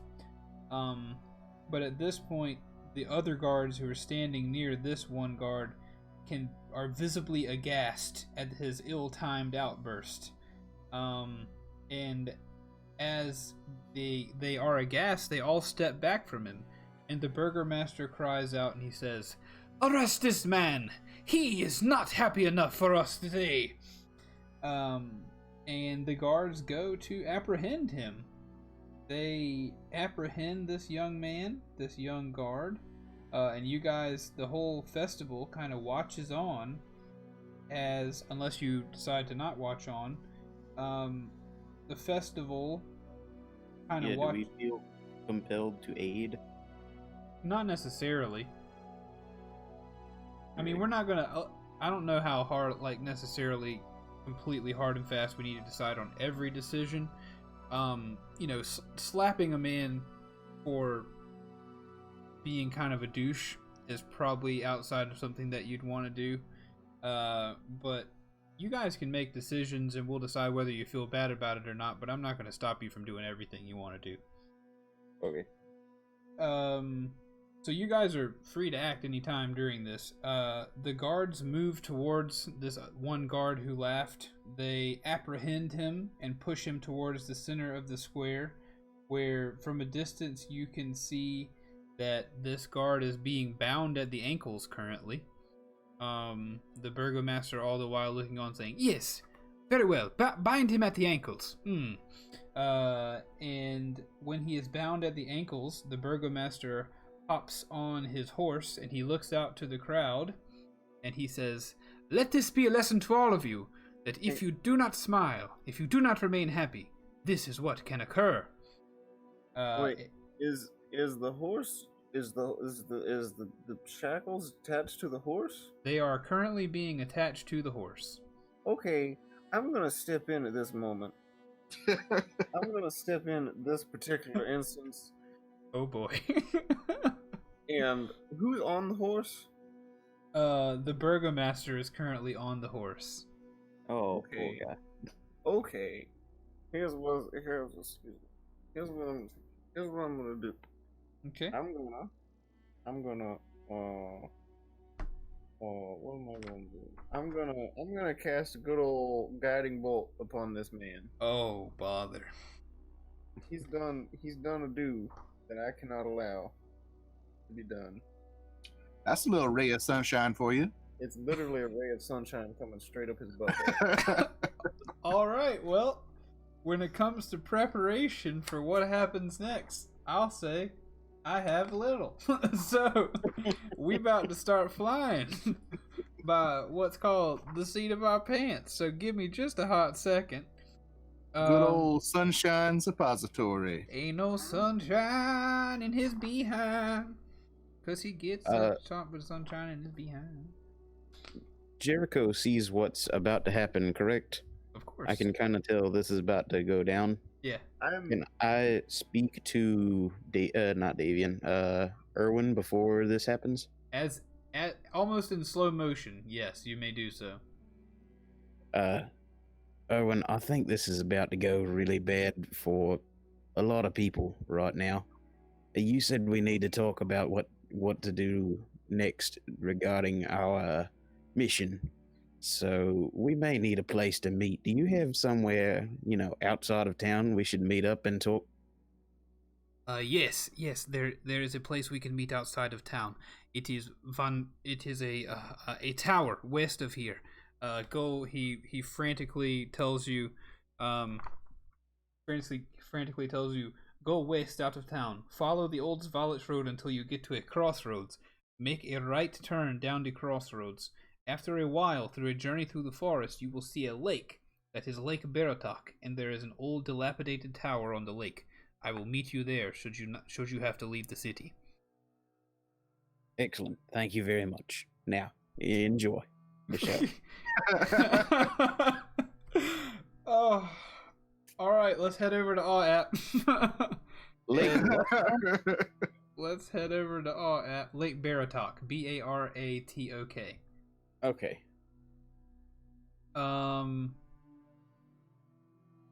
So I'm gonna go ahead and call it that you guys didn't tell me we're taking inventory of like all the guards and stuff around.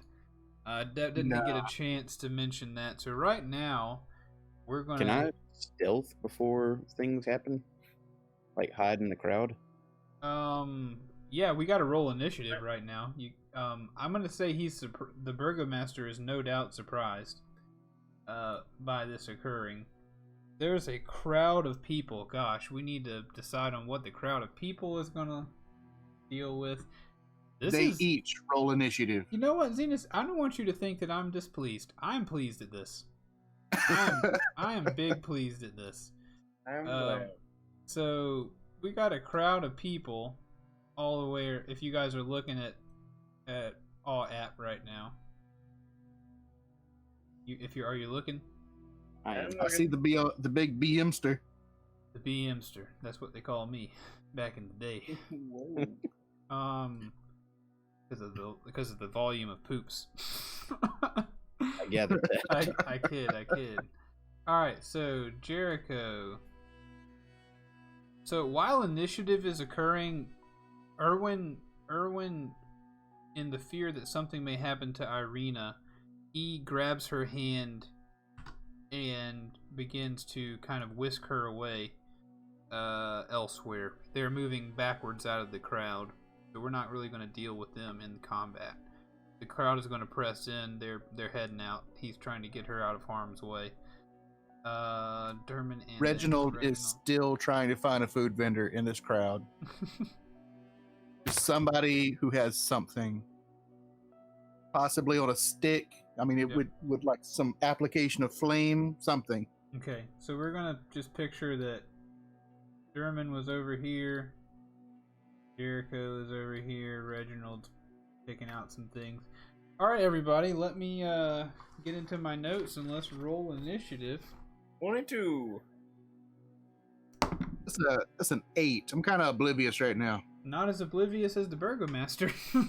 Ooh, that's probably a good thing, though. Yeah, probably a good thing. Oh, all right. Goodness. Wait, perception is wisdom? Yes. Good old wisdom. Okay. Jericho. Thank you everybody who's here, watching, listening. This is going to be some combat, so you know how combat typically goes. Enjoy. I need to hear everybody's rolls real quick. 22. 8. Oh, poop. That's under my keyboard. Poop. Keyboard of poop. That's a... hang on, let me find my modifier, but I think it's actually going to be a 22 as well. Okay. Yeah. All right. 16 plus 6, 22. You guys, who had the higher flat roll? I had an 18. I had a 16. Okay, so it looks like Durman is going to be first on, or the first out of the two of you. Let me assure myself of who all is involved here. Hey, real quick, is V on the map the location of the meetup place he described? Is it the only location near Lake Baratok? There's V and Z on one on each side of Lake Baratok. Or Baratok. V is what he's talking about. Okay. There's a path that goes right to it. Yeah. Oh baby, let me find how many guards. Any guards are here, yeah.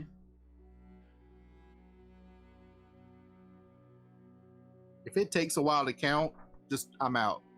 Yeah. Yeah, it's not taking a while. Well, it's not about counting, it's just about making sure I don't give you something unfresh and unkosher, you know? You guys like the ASMR of turning pages, don't you? Love it. Who wouldn't? Peach turn. That sounded like a toot. No, that was a Exactly one. big old book. Ripley. Believe it or not. Yeah, He got it. I got it. Oh no, there's a yeah, okay, alright, okay. There's okay. I left. I dug a hole right where I stood. So as you guys look around and combat begin, you realize that shiz is about to go down.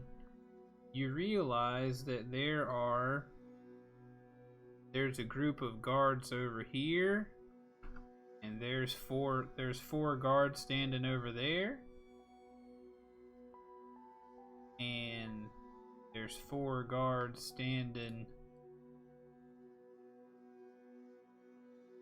over here, and there's 4 guards standing over here, and there's 4 guards standing over here, and there's 4 guards standing back here. They got a lot of friends. They do. And there's 4 guards standing God. over here. No, there's 5 guards standing over there there's 3 guards standing over there because there's one little G guard all by himself right here in front of the Burgomaster. And good God Almighty, how I'm going to deal with all that, we're going to figure out here in just a second. 2, 3, 4, 5. The guards are, of course, going to move and operate as groups of 6, or groups of 4, excuse me. There will be 6 groups of 4 guards. I'm going to roll initiative for each group of guards here. Because I'm going to go ahead and go out on a limb and say this old Burgomaster ain't long for the world. But he's going out happy. He's going to try his best. Okay, let me roll up. Oh gosh, guards, what you guys gonna do? So they're all gonna be surprised, by the way. Oh yeah, baby. Everybody's gonna be surprised, so you guys are gonna act first, without a doubt. But it'll affect our order later on. Well, no, a surprise is just, it's the normal order, but they don't take a turn. Right, that's what I'm saying is, yeah, you guys are gonna have your actions first. I'm saying the way I'm rolling is gonna affect the order after you guys act.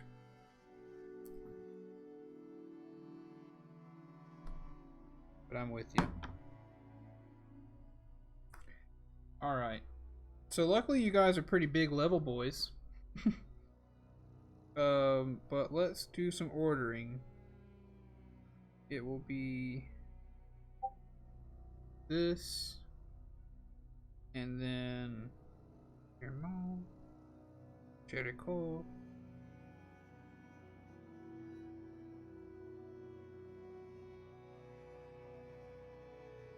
Do. You guys go ahead. Why don't you guys tell a little ditty? Weave us a tale from the past. Tale from the past. Well, that was cleverly woven right there. I could weave the fact that I'm running low on ammo, and the whole point of me wanting to come back to town was to get more. Uh-oh. Perhaps some of these guards might have some on their person. Oh, they might. If they got crossbows. They might. Otherwise, I think I only got one for each of them. Sometimes that's all you need. Hey, I have one spear. I have one spear. Okay, I presently boys. have 24. Yes, 24 crossbow bolts. Dang. The time is nigh for combat to begin. Derman, roll what you will do. What I will do, I will. A flash of light streaks toward a creature of your choice within range. Make a ranged spell attack against the target. On a hit, that target is. Do that later.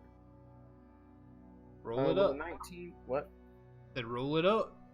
Will a 19 hit him? A 19 will most certainly hit this young man. Yeah. Poor fellow. Oh man. Well, He never had a chance. that's a 6. That's 9. That's 11. That's 15 old radiant damage right up Main Street. Right? Right up Main Street. Well, what's at the end of Main Street is his crispy death. He's dead? Yeah. Yeah. You fry the crap out of this Burgomaster. He doesn't have a chance to smile. No, he does. Wow. As you send out a blast of radiant damage from your hand, he turns and it just encases his face with radiant flame as his teeth or his smile is just melted into a perpetual smile as he falls off the back of his horse and hits the ground. The horse that he's sitting on immediately is spooked and bolts into the crowd, which is anything that's near red, anything on the outside of this red circle. All the guards are now alerted to what's going on. The guard who's laying shackled on the ground seems pretty pleased that you would do such a thing. And the crowd honestly doesn't really know what to do with this information. At first, they might have snickered or something, but at this point, they're screaming and everybody's running in a different direction. And no, you guys shouldn't be. So we'll say Derman just stepped out of the crowd to make that fire, but you guys are still in the crowd. Yeah, I don't think the guards would know that they're with me. Yeah, they're not. They don't. They just see you. So the guards are heavily focused right now on Derman. Were you gonna allow that hide before everything started? Yeah, that's fine. You can have advantage too. You're in a crowd right now. Yeah. Dang it. 26. Yeah, you're quite invisible to all these Where people. did he go? Just barely make it. So Reginald is very focused on food at the moment, kind of unaware about what's going on. And suddenly all this starts going down, and just the smell of the cooking dude flesh and things like that, just the very first kernel of a burger is born in the back of Reginald's mind. Okay. This could be the first instance in the world of somebody thinking maybe grilled meat. Yeah, okay. All right. Burger. Okay. This is an interesting quest you're producing. I'm a fan. All right. So the burgomaster is straight up dead. You like fried him. He's dead. At this point, it is Jericho's turn. Wait, Oh, go ahead. wait a second. I'm not gonna move. I'm just gonna stand there. Well, I did not intend for that to happen. But here we are.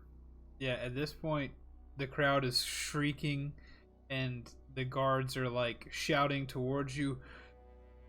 Apprehend that man! As well as some of them are rushing How- towards the burgomaster as well. How far away are they from me? We're gonna call each square 10 feet. So, I'm gonna run. okay. But are there buildings nearby? Yes, I assume. You guys are in the square, so let's say everything that's within this square is the village square, and everything that's within our black square is the square. So if you make it out of that, you can get into some buildings and stuff. Okay, I got 80 feet of movement. I'm gonna run to Woo! the closest building. Okay. Run. I'm gonna climb it. I'm not just gonna. I'm gonna climb up to the roof of it. Wait, hold up. This is going to be difficult terrain getting through all this stuff. I mean, that's fine. So that will Can I see him like whipping his head around looking for an escape route and call out to him? Are you revealing that that's what you're going to do that way, Derman? Are you looking around? Are you? I just it looks based on the map. I don't know if that's just your drawing or whatever, but it looks like there's only like 40 feet of people behind me. So that was my plan. Just turn straight around and run back that a ways. Okay. Well, if it looks like you're gonna come that way, then that'll work for me. Yeah. So it looks like 1, 2, 3, 4. I know there's no red down there, but there's crowd all the way to the black. So Okay. looks like five's worth. So that's 5 squares of difficult terrain, which would mean you'd only get 40 feet, right? No. Do you have something for difficult terrain? No, difficult terrain is double, so I would only make. Yeah, sure, yep. Yeah, because half of. Yeah, because you had 80 and then down to 40. So yeah. Yep. All right, so you make Yeah. it 1, 2, 3, 4, all the way down there. But on the way past Jericho, you want to say something to him? Me say it to him? That's what you were asking earlier, I thought. Oh yeah, but if he's running past, then I'm just gonna end up following him rather than calling out to him. I thought he was about to just run off in a random direction. Okay, cool. All right, Jericho, it is your turn now. Cool. Reginald, let's follow them, and we need to try and stick together. And I'm gonna cast a Pass Without Trace on us. Okay. Ooh. As long as we are in a group of like a 60-foot diameter circle, we have a +10 bonus to stealth checks and can't be tracked. Okay. Yeah. I missed that one. That's a good one. Nice. Yeah. All right. So, So I'm gonna do that and then dash towards I'm- Derman.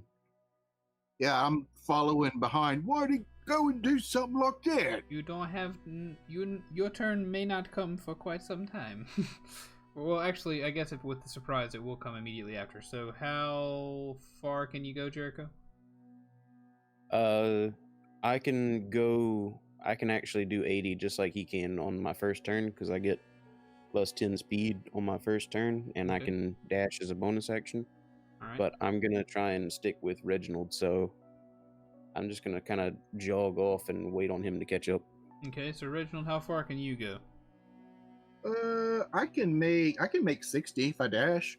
Okay. So 1, 2, 3. You guys end up 10 feet behind. 10 feet behind old Derman, making your way out of the Ooh. crowd, kind of following the swath that he is currently cutting through the crowd. Did we in fact pass without a trace? You did. You did not pass without a... Well, I guess you did pass without a trace somewhat.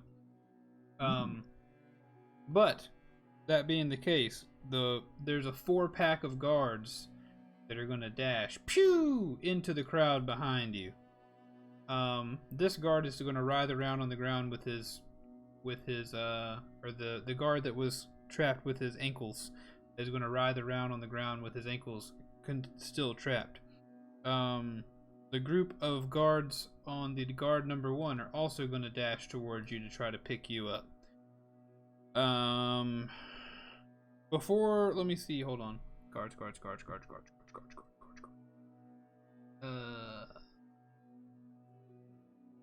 They are going to... One of the guards, or the guards from the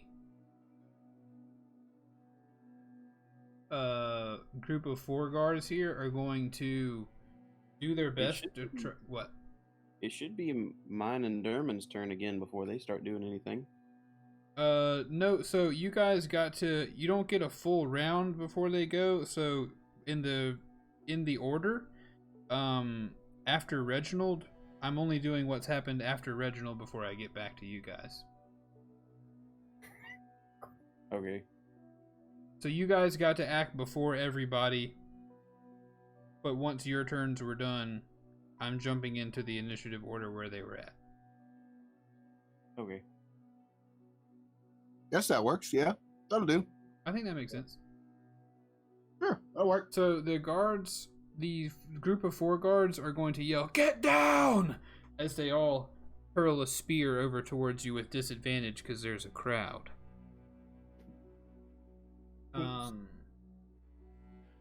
Let me roll that.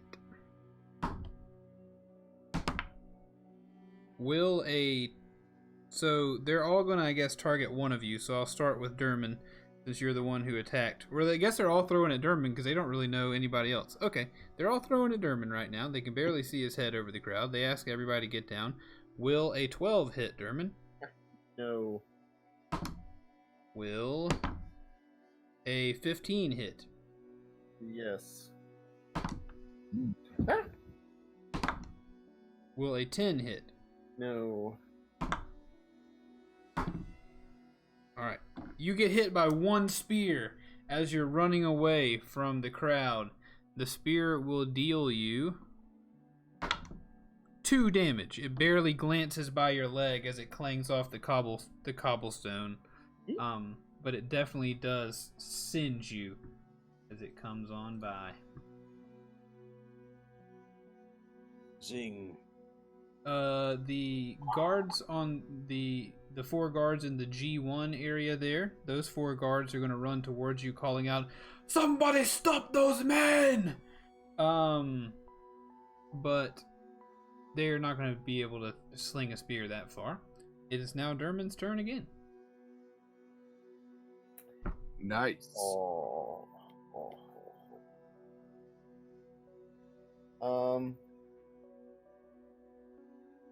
I'm just gonna dash for the nearest place of highness.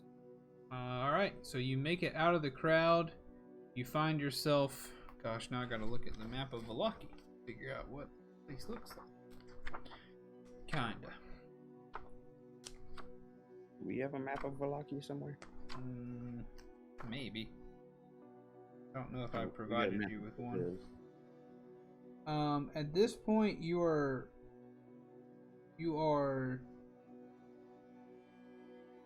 heading directly north. I know you're traveling down off this area we've drawn, but you're headed directly north. There are a good dozen buildings, kind of at catty-cornered areas, crossing probably 100 yards worth of surface area of the city. There's probably a dozen buildings, catty-cornered, different sizes. 1 or 2 story buildings as you head back this way, but you can tell there's about 100 yards between you and the Old Svalich Road, the main road that goes east to west through the city. And you know that northwest of you is the Blue Water Inn, but you head into these buildings and you immediately want to crawl up one. Yep. All right, so you immediately find yourself, you hit this there's a let's say there's a building over here, and you climb up to the top of it, using, I assume, your dash and everything. Yep. All right, so you arrive at the top of a building, somewhat revealing yourself to those people who are chasing you a little bit, but also being very far away from them. It is now Jericho's turn. All right, Reginald. It looks like he's taking the high ground. We can't quite climb as fast as he can, so let's just make for the exit on the west side of town.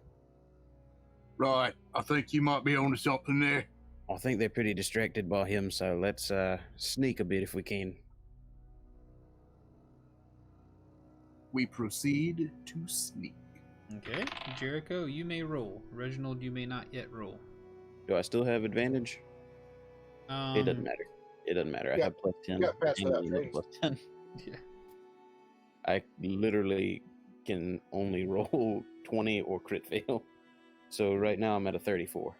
Yeah, you of course are passing without a trace Okay. while you move. And I'm just gonna run and dash as necessary to stay in line with Reginald. Okay. So I'm assuming if Reginald's going to do the same thing, you both will probably end up right outside of the crowd. This next turn will bring you out of the crowd. So I guess we'll kind of store your movement until Reginald decides to move. So far, you guys have not really been identified as the culprits, as belonging with Derman, but people are growing suspicious over the last couple of seconds that you guys are the only guys who look different from everyone else. These guys, the G5 guards, are going to move to the Burgomaster. Not certain whether he is dead yet or not. The G2s are going to sprint towards you to try to chase you down. The batch of G3s are going to try to sprint towards the edge here. Knowing that they can't chuck a spear that far, they're just kind of grimacing at Derman as he stands atop the building. And then the G6s are also going to move to the Burgomaster to try to help him with first aid or whatever they think they might be able to do. Reginald, it is now your turn. How fast, or roll your stealth first of all. I'm sure you will succeed. And then... Stealthiness is a 15. Oh, actually. Well, I've still got pass without trace, so I'm not sure what that adds. 10. So 25? Yeah, so yes, you definitely are passing without a trace now. I thought you might have rolled a 5. So how far can you move? Again. Yeah, if I'm dashing, I can do 60 feet. So I'll say you guys make it right outside the crowd. You're now outside the crowd. You can see Derman on top of a building. You recognize it. You're 100 yards away from the main road.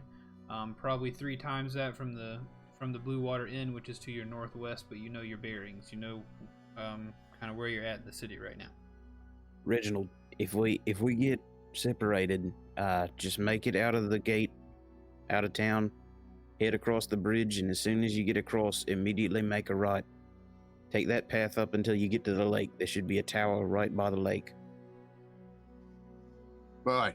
Out of town, make a right, follow it to the tower. Got it. That's it. And and we keep on keeping on. I guess that's the main thing, is like we're just trying to get out of this situation, right?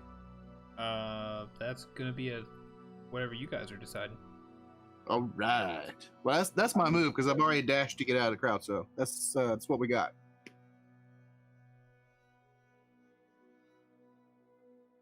I heard a mighty sip. Yeah, sorry. I think my sips echo through the new mug. It's like drinking. It's like turning up a planet and drinking out of a cave. It's what it feels like. You mean a dungeon? Yeah, it's like drinking out of a dungeon. All right, the G4s, they're moving through the crowd. They're gonna dash. They're gonna be able to make it about halfway through this crowd. This time they're gonna hurl another couple spears up there at you. Old Derman, see what they can handle. Try to see if they can't knock this kitty out of his tree. If they dashed, they had to use their action to dash. Oh, you're right. They did dash. They can't throw a spear, you fools. Silly guards. They're sprinting. They're trying to their best to get through this crowd.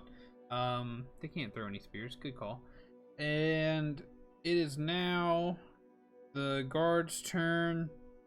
On the ground, he is going to make an attempt at a thing. He is going to fail. And it is now the G1 spot. They are sprinting out of the crowd this way, doing a little dash action. At this point, you're hearing the sound of bells to your east, west, north, and south. You're hearing the sound of bells, ringing, call it dong, dong, dong, dong, alarm bells. Obviously, what you have done has alerted the town. It is now All in Dermot's a turn. day's work. I'm gonna parkour my way off this roof. Am I right, guys? Are there any adjacent roofs leading away from the town? It's not going to be a rooftop path to the edge of town. These buildings are pretty far apart. They're kind of sparsely laid out there. It's not necessarily Manhattan, but it's not necessarily, just straw huts. So, I mean, I don't know if I'll be able to map out every building for you to jump across, but there are enough buildings for you to maybe, if you're careful, jump across and make it another 50-60 yards to get kind of to the center of this patch of buildings. Speaking of mapping out, I did find a Valaki map. Okay, toss it on there. It has been tossed. Okay. You guys were hanging out in the area N8. You're currently traveling directly north of N8 on that map. Cool. I want to run to the other side of the building and then roll up some stealth to.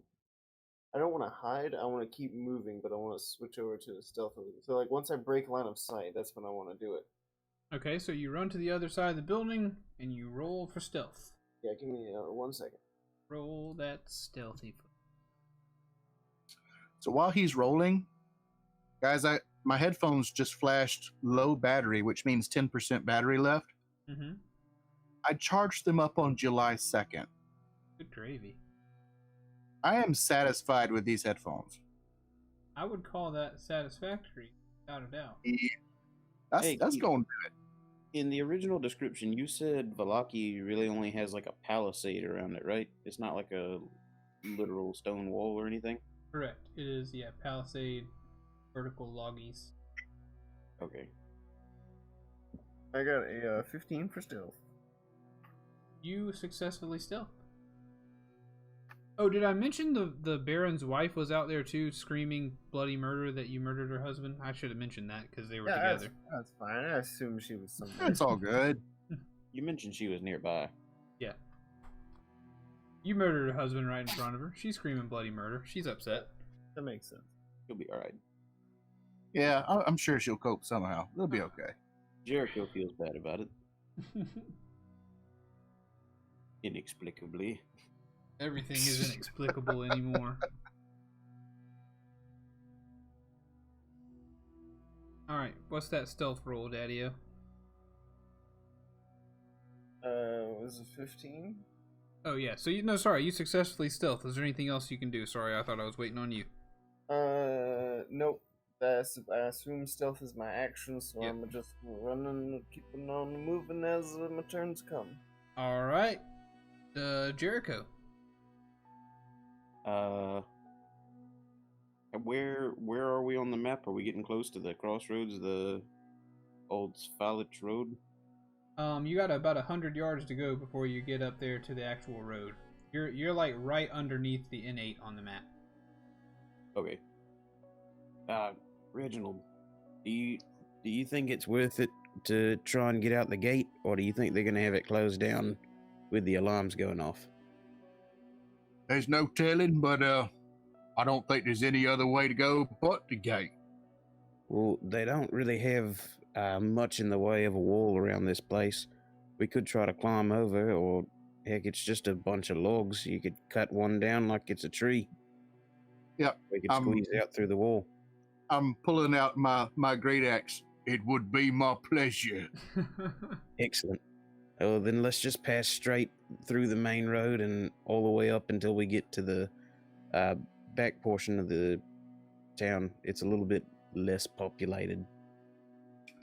Lead the way, my friend, lead the way. I'm a sprinto dasho straight up to the wall. All right, you do that. Let's say at this point, you guys are continually trying to find my image. You guys are continually sprinting and dashing.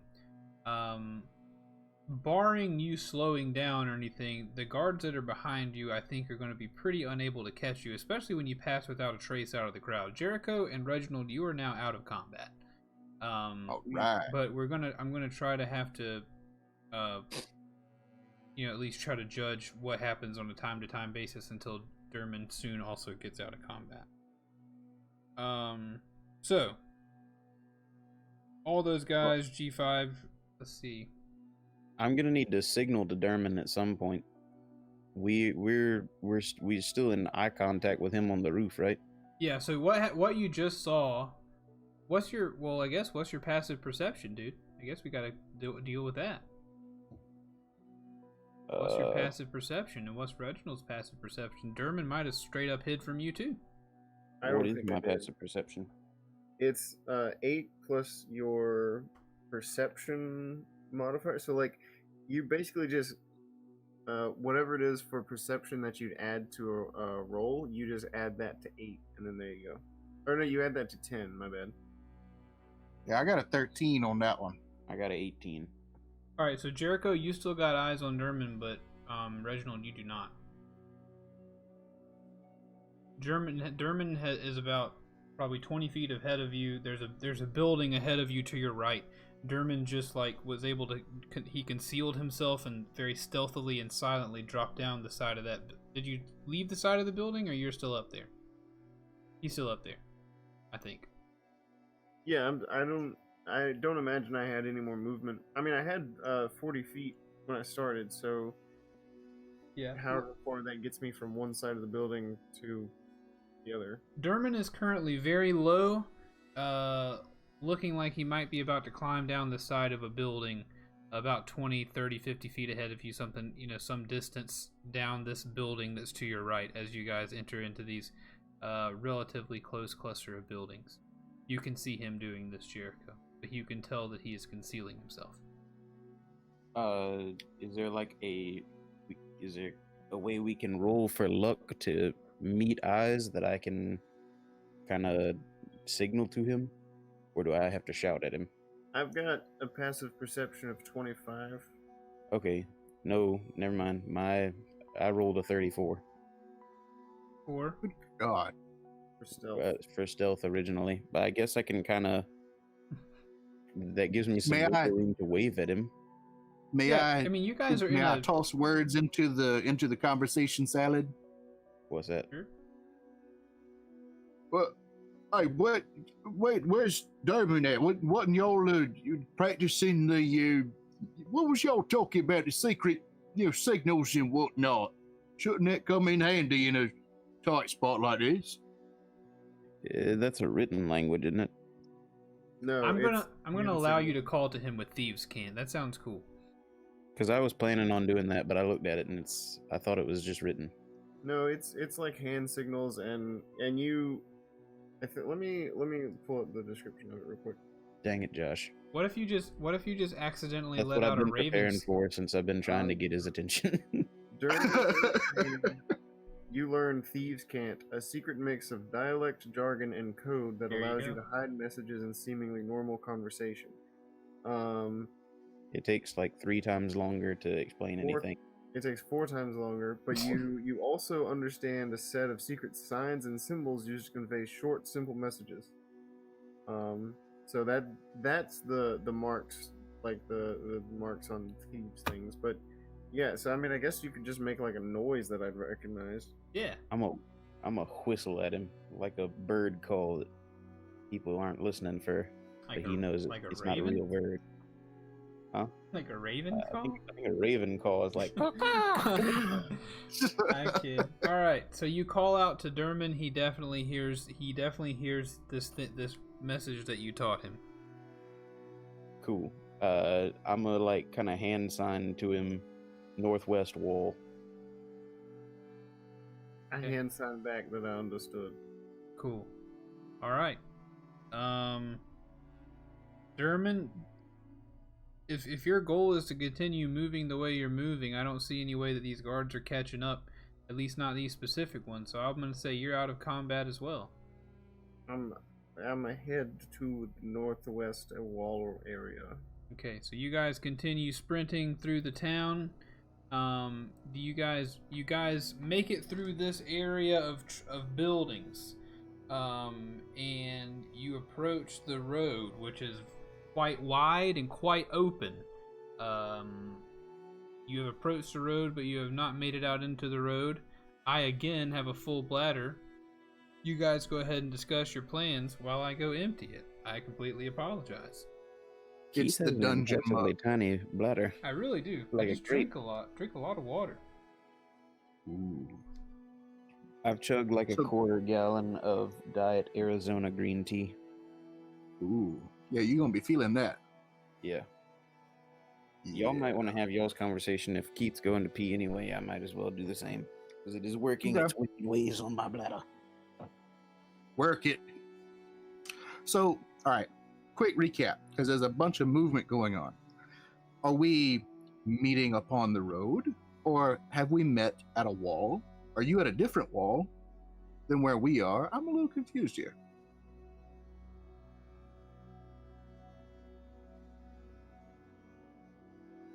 Dermon? And now I'm here No, by myself, talking to myself. Oh, I'm- there you are. Yeah. Hey. What was the question? I'm sorry. It's just one of those metaphysical kind of things. Like, do we meet upon a road, or have we actually have you gone towards one section of wall and we have gone towards another section of wall? There's just a lot of movement going on, and I'm wondering, where are we? Well, if I can see you guys, then I'm probably just gonna head straight there with you guys. Okay, that'll work. Yeah, I mean that just makes it easy. Role play and everything. But we have not yet escaped the palisade. That's true. Okay. What did I miss? Sorry. Just trying to figure our location in the grand scheme of things. Okay. If you said something 'Cause there's about a lot of road, did we just passed this Follett Road, or You didn't pass it. I'm saying that if you look at that N8, you see that kind of triangle, the two roads that are underneath N8, and then the one thick road that's above it. Yeah. You have approached that road as if, because you're gonna have to cross it no matter what your deal is. You have approached that road. It is The main road. the main road, the main east to west road. You have approached it, and I am allowing Sure you did. the opportunity to investigate that road, be that it is wide and open and well watched, to see what you see, or Okay. deal with it however you wish to deal with it. I Guard. would like to investigate. Is it crowded or anything? That's a 11. There are people running around all over it. So many people running around, there are people passing back and forth. They're freaking out. People are screaming. The crowd has dispersed. Many of them have ended up on the road, worried about where is safe. There's someone attacking the village. What's the safe place to be? So they have wound up on the road. Many of them are approaching some of the guards that are around. If you feel like you might see some guards out there, but you're not sure with a roll of 11. It looks like a fairly dangerous spot, but also you're not pulling a ton of exceptionally useful information, except there are some people out there and the town's freaking out. Okay. Does it look like I could stealth through that crowd?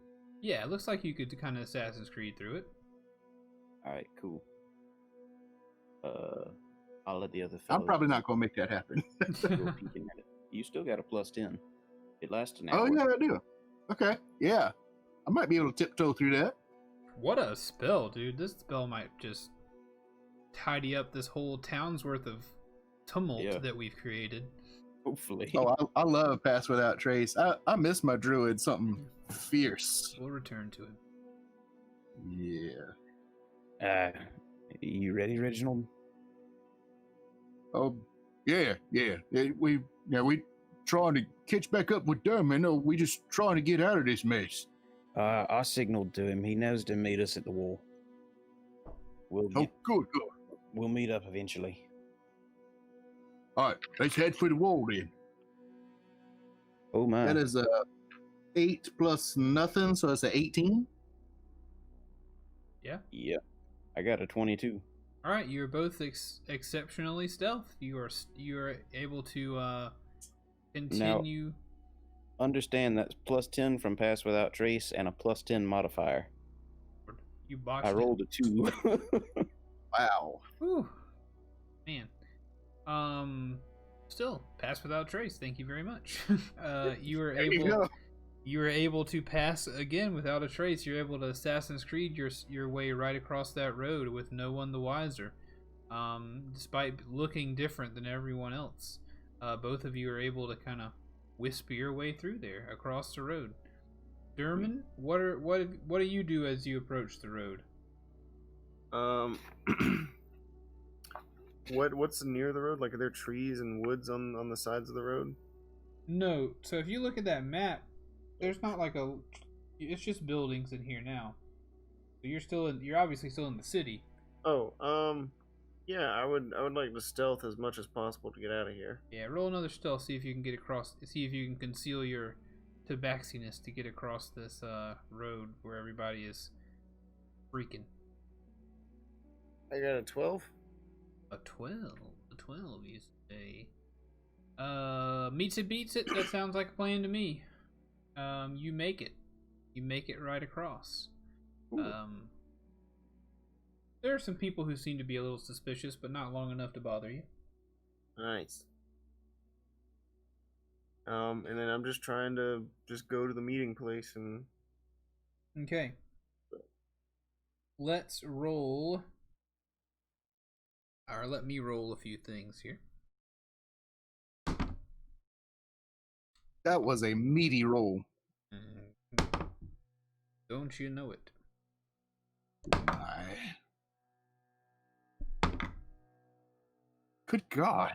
All right. So, as you guys approach the northwest wall, I was rolling to see what's happening with the guards in the city. I rolled to see if any of these different roaming guards, after the bells have been ringing, you would think that maybe there are more guards than you saw in the city, maybe not.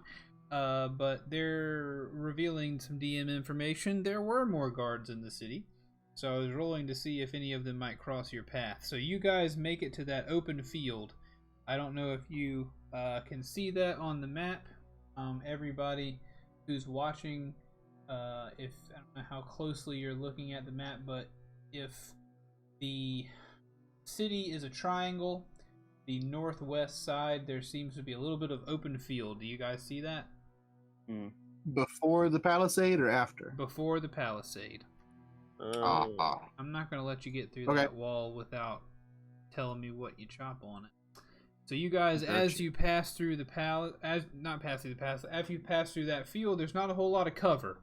So, just so happens, sadly, that there is a batch of guards passing through that field looking for you. And I'm assuming at this point you guys are in that field, so you've kind of probably pretty much met up at this point. So there's a pack of 4 guards that sees you and wants to roll initiative against you, standing between you and the outer wall that you hold so dear. These things do happen. These things do happen. So roll a little initiative for me, guys. Looks like a 17. See how quickly we can deal with these boys. Unnatural 20. I got a 21.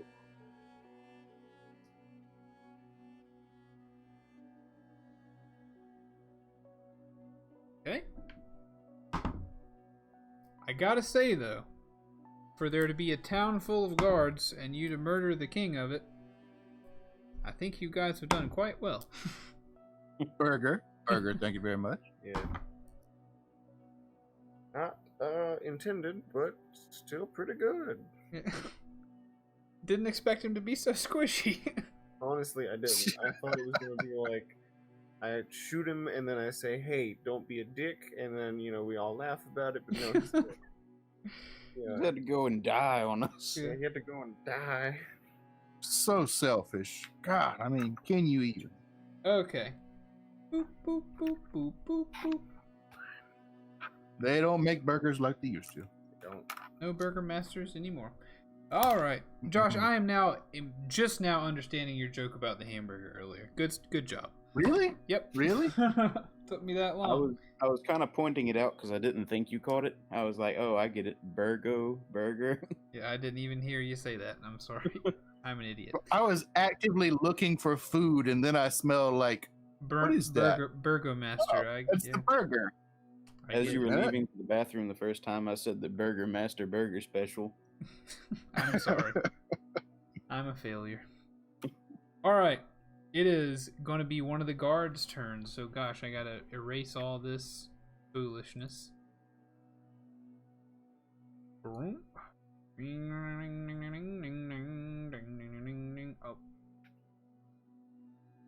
Was that the erasing noise?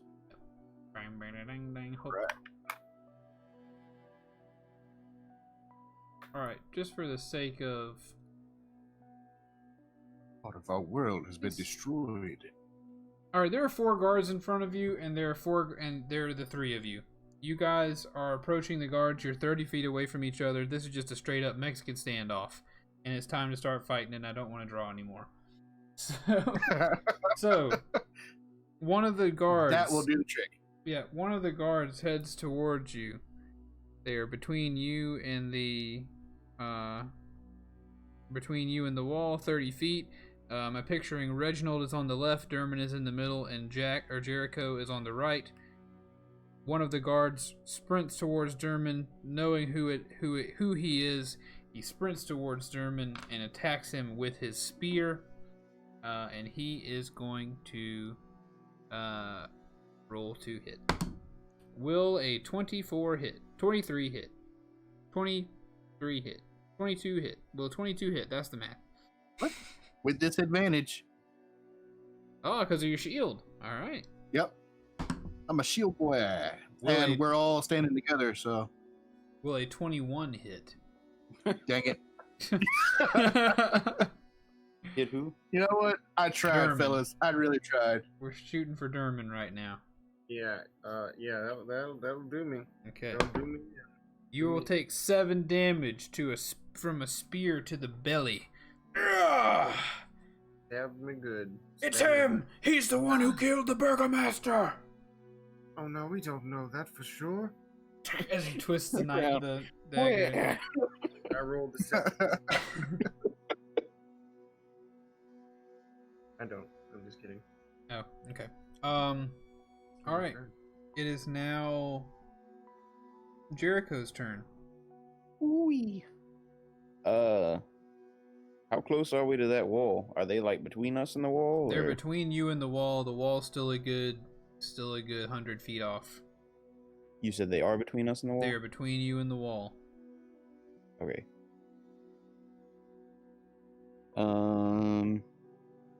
In that case, I'm gonna put an ensnaring strike on one of my crossbows, Okay.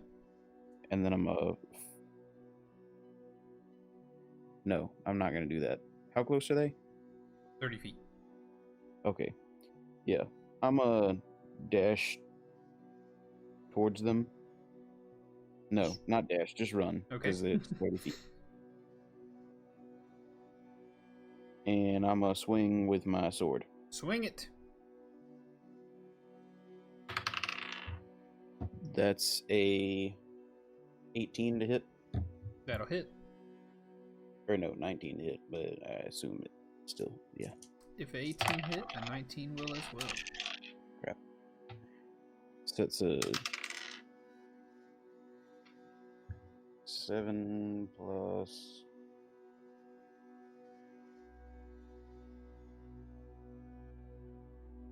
Four is 11. That'll do it. You slice him, you chop him down.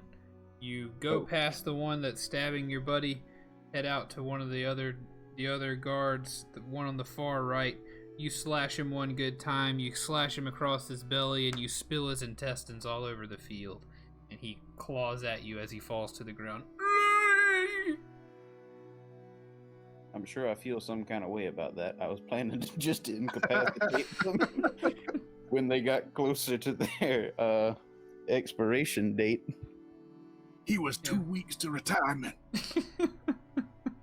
Seeing that, I'm going to switch my blade around so that I'm just using the backside Okay. and clobber the next guy. Alright. Tilt this boy. I get an extra attack at level 5, but I also have an extra attack for being Gloomstalker. I get 1 free attack on my first attack during combat. Okay. So I'm gonna swing at this guy. Oh wait, roll the hit. That's I rolled a 19. That'll do. That's a 5 damage, and I have sneak attack damage. Wait, if you're using the hilt, we're going to have to modify the damage, but go ahead and roll it. Okay, that's... Hang on, it's been a while since I played this.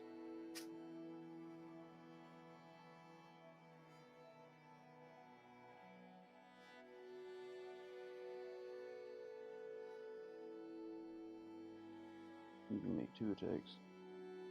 1d8 extra damage on your turn. Let's see it. That's 14 total. 14 total damage. I think I'm going to say if you're going to only hit him with the hilt, you still hit pretty hard, so we'll call it half damage if you're hitting with the hilt of your sword. Okay. So that'll be 7 damage on guard number 2, the one directly to the left of the one you just murdered. Guard number 2 is going to take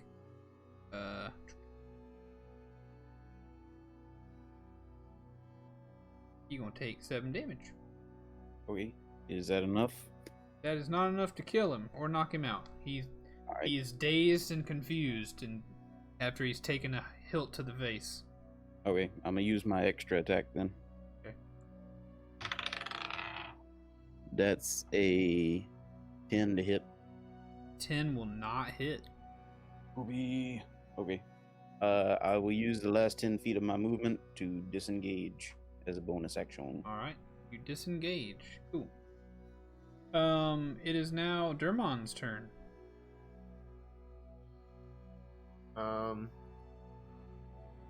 Who is the guard who strucketh at me with the spear? Is he dead? No, he yet lives. I will striketh at him with a cantrip. Okay. Strike it. He must succeed on a dexterity saving throw. Okay. Ooh, nice. Dexterity saving throw. Will a 17 do it? Yeah. What'd you do to him? Sacred flame. So flame-like radiance descends. Okay. You tried to bring some flame down on him, but he was able to dodge out the way. He's ready. He wants to defend that burg. Anything else?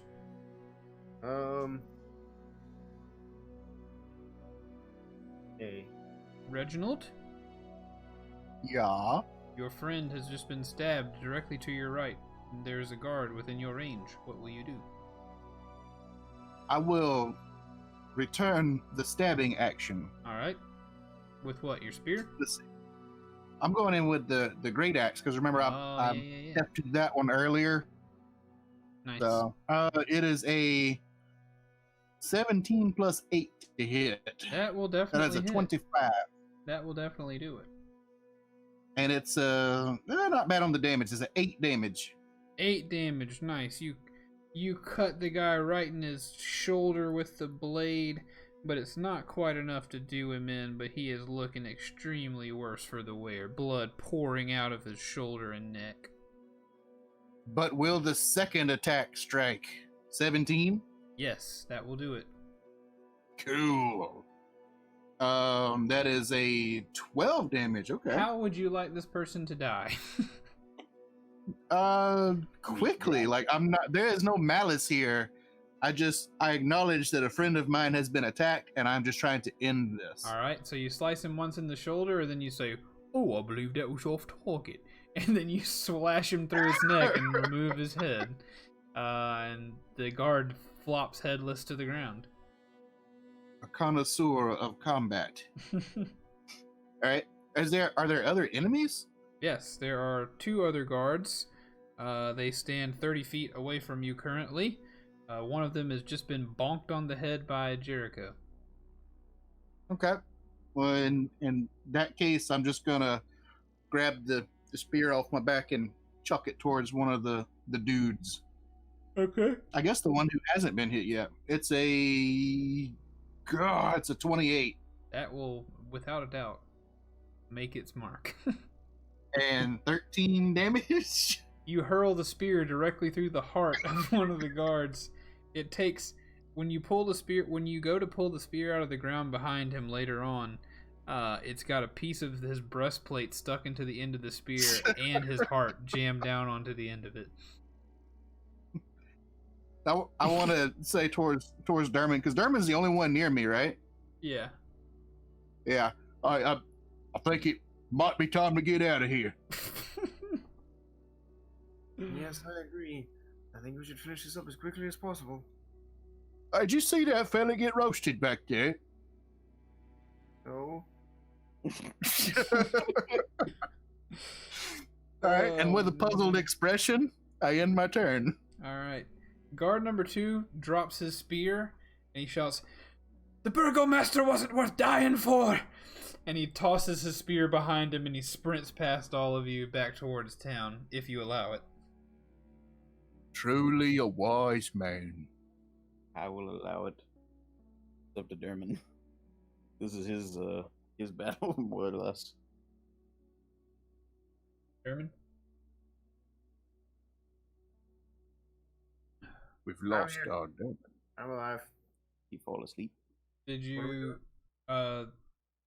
you, where'd you cut out? I don't know. Is it my turn? What's going on? Last So dude, cut and run. There's Yeah. there's a lot of stuff. there's one guy left and he ran away in surrender, and I just asked if you guys allow him to. Everybody else let him run past. That's fine. Yeah, he can. That's okay. Okay? He's good. He's- Alright, so you guys now, the only thing between you and the wall are 3 dead bodies. I leave. Are there any Now we have to crossbow fight bolts 3 dead scattered bodies. around the ground that I can pick up? Do what? Are there any crossbow bolts scattered amongst the ground that I can pick up? Yeah, let's say let's say through the city you've found about 4 crossbow bolts. Sweet. Okay, I'm gonna run to the wall. Reginald, do you think you can make us a way out? I don't think that'll be too much a problem. I want to start hacking at the wall. Alright, roll me a strength check. Now, here's the question.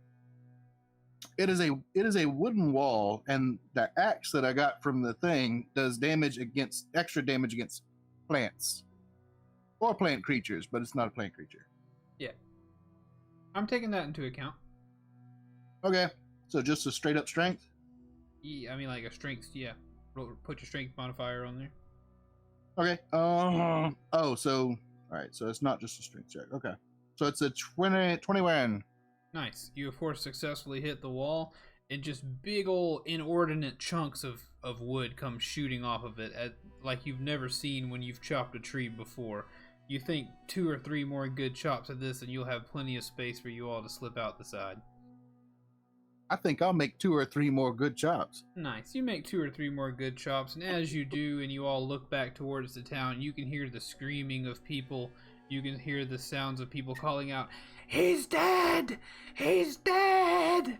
across the town. You can hear the shouting of guards looking for you. You can also hear the voice of the guard at the edge of the town, or the edge of the house line over there where he sprinted back to.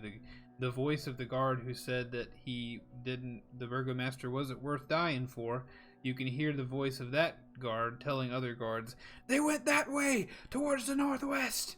As you guys slip out of the wall and into the field beyond. Cool. Time to go, boys. Didn't you say there was some kind of path we're gonna take on the right? Where are we supposed to be going there? Let's try and get to the tree line. The spell I cast, they shouldn't be able to track us, but that doesn't stop them from just seeing us standing around in the field like a bunch of scarecrows. Excellent. Let's leave. I'm already running. Me too. Okay. Let me add something in for those watching on the stream. You guys head for the tree line. You, of course, successfully make it there. You've run before. But, if you'll remember, little special deals about the forests in this place. They are scary. All right. So, if you'll remember, this is where you end up. This kind of spooky forest. You guys make it to the tree line. If it's almost always, it seems like it's almost dark all the time. You head into the dense, dark forest, and it feels like you've just entered into nighttime already. Of This course, is a there's misleading map. Huh? This is a misleading map. What do you mean? It's all green. Yeah, it's all green. Well, the trees are. You picture some life on those trees. There's definitely leaves and foliage, but it's dark and spooky in there. Picture kind of the forest that they go into on the Lord of the Rings, I guess. The dark spooky ones. But you guys enter in there, and you make it. You escape. You escape from the place. You can even hear people heading towards the woods, and you can hear the sound of people saying, "We're not going in there. We'll have to find them some other way. We're not going in there." As some of the guards turn around, and you are now, of course, out of combat, and you have escaped the assassination of the burgomaster of Vallaki. Because that was completely planned. I'm gonna let you guys in on a little secret. Definitely didn't see that tonight going like that. I mean, you know us, right? You guys have never just accidentally killed the leader of any town you've been to. Well, plenty of times intentionally, but yeah. I guess it was a matter of time. Any person in leadership's gonna die eventually. Right. I mean, we could have just, we could have just been there, and like that spell happened to be and it could have been of natural causes, Of course, of natural at the causes. same time that he was roasted from inside. Gotcha. So do you guys want to deal with any sort of conversation with one another as you now have a minute to catch your breath? Not particularly. Guys, I don't really like this forest too much. I'm fairly experienced with forest, but this is just, it's like it's tainted. I think we should get as close to the road as we can and drop down out of this forest as soon as possible. I agree. Yeah. If we get as close as we can to the road now, won't they just see us? Won't they expect us? They don't know which way we'd be going. They might have some patrols, but I don't know. We'll have to cross that when we come to it. There's only The sooner we get out of here, the better. So I'm thinking we just kind of sprint to the edge of the forest as far as the Vallaki specific map is concerned, and then drop down as we get to the edge of the map straight towards the road. Okay. Well, this will be how we tidy up tonight's stream. So as you guys travel through this deep dark forest for the amount of time you want to spend in it, you do hear, as we shut things down, you hear the sound, and the sounds seem to be getting closer, of a couple deep and hearty howls in the distance. The howls of possibly some wolves, but it seems like maybe they might be a bigger version of wolf than you've seen before. These howls are deep, as if like that cool Uncle Wolf is howling. Reginald's gonna grip that spear a little bit tighter. Oh. And that is how we're going to end this episode of Dungeon Boys. Yeah, gonna have to say, did not expect to be burying the Burgomaster after tonight's stream, but I'll have plenty of time to do that tonight before I go to bed. Yeah, so that's the power of D&D. Mew, thank you for being here. Are you not entertained? I hope so. I'm very critical of anything that I produce for you all, so if any of you feel froggy, let us know how you feel about the show. Please definitely do that. You can do that if you want to follow me on Twitter. I'm at Tank Media Games. You can communicate with us there. Also, if you follow us on Twitter at Tank Media Games, there is a pinned tweet with a link to our Discord, which has a Dungeon Boys channel that you can give us information about your enjoyment or non-enjoyment of the show. Of course, if you're listening to this on one of your podcast apps that allows you to review, it would be super cool if you would leave us a review on your podcast service. And of course, this is Curse of Strahd. This is something that I decided I wanted to do on a whim while we were dealing with the pandemic.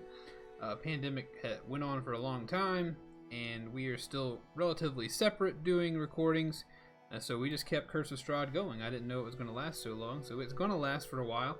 We're thinking about it's probably going to go till October, and then maybe we'll get back to the wild and crazy world of my original world called Medine. If you like Dungeon Boys, no mass 2 out of 10. Sorry, Mark.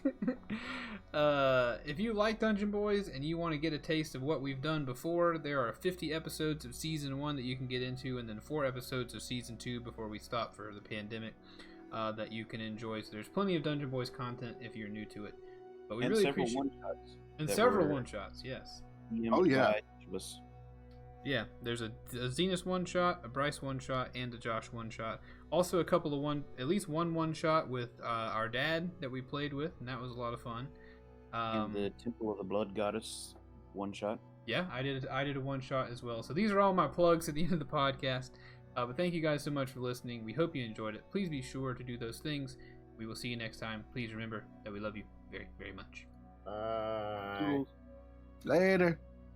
Alright, Twitch viewers, that's the end of the podcast recording. Now, it's Dungeon Boys After Dark, where all the characters take off their clothes and throw on some leather chaps and tell stories in a real sexy tone.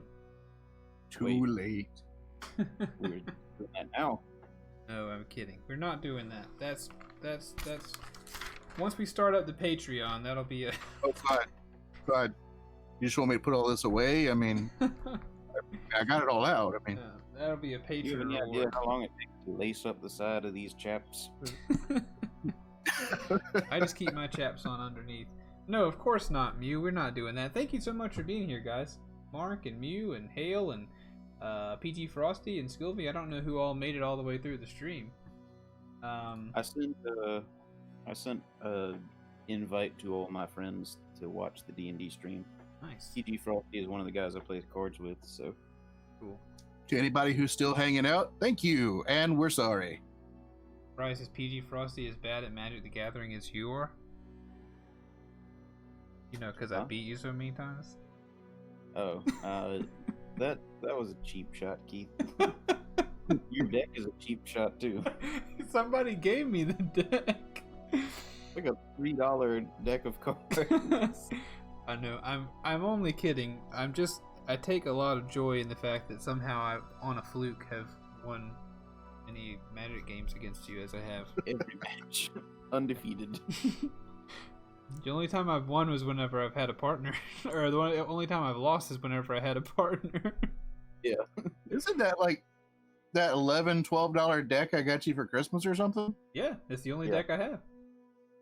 Good God. I ride around with it in the center console of my truck just in case some poor stranger wants to battle me. These things are known to happen Yep. in the But wild wastes. Twitch audience, thank you guys so much for hanging out. It means a ton to us that you'd want to hang out with us and watch us play D&D or listen to us play D&D. Hopefully in the future we'll be able to change this overlay a little bit and have everybody's face on it. We got to figure out how to do that eventually. I think Josh and Bryce may start recording in Bryce's little home studio he's making up. That may make faces a possibility. We'll see, maybe one day. No promises. You have been warned. Yeah, this is... So I had Sapphire Squad today, which is where I team up with Will to play Pokemon. Then I have D&D tonight. I just had my two different favorite types of streams, back to back. Been super cool. That is Making it happen. Living a dream. Living the dream, guys. So, all those things that I said to the people who are listening to the podcast, you heard them as well. So if you guys are into the show, I'd love to hear from you. If you're into us playing D&D, would love to hear. If you have any, polite criticisms, I'm sure there's no shortage of those. I'm no Matt Mercer, but we get by. But thank you guys so much. Of course, to the Dungeon Boys, thank you for being here tonight. You're welcome. Right. No problem. Yes, indeed. But I'm going to end the stream, so thank you guys so much for hanging out, and we will see you next time. Hope you all enjoyed it. And remember as well that not just the podcast listeners, if they exist, but we love you all very much too. Good night. Sleep tight. Don't let the bad boys bite. Indeed.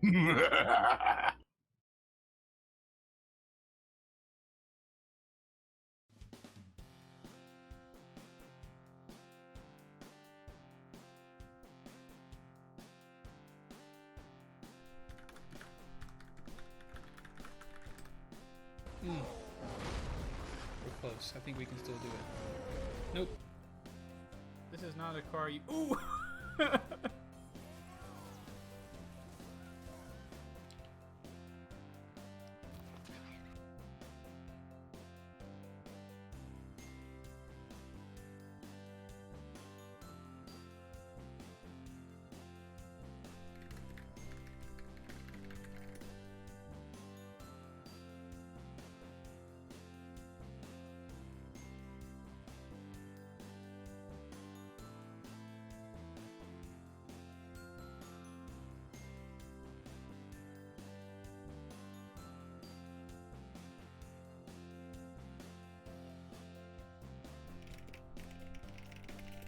I was wondering what was killing me. It's always one of those little tiny things.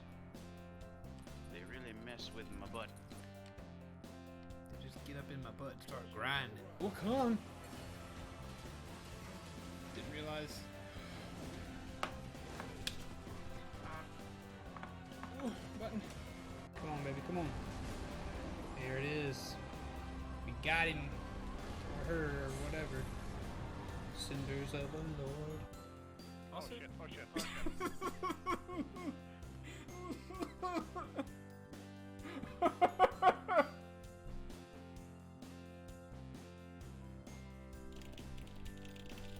But it's Gift-tober, baby. Stick around long enough and you'll probably be getting.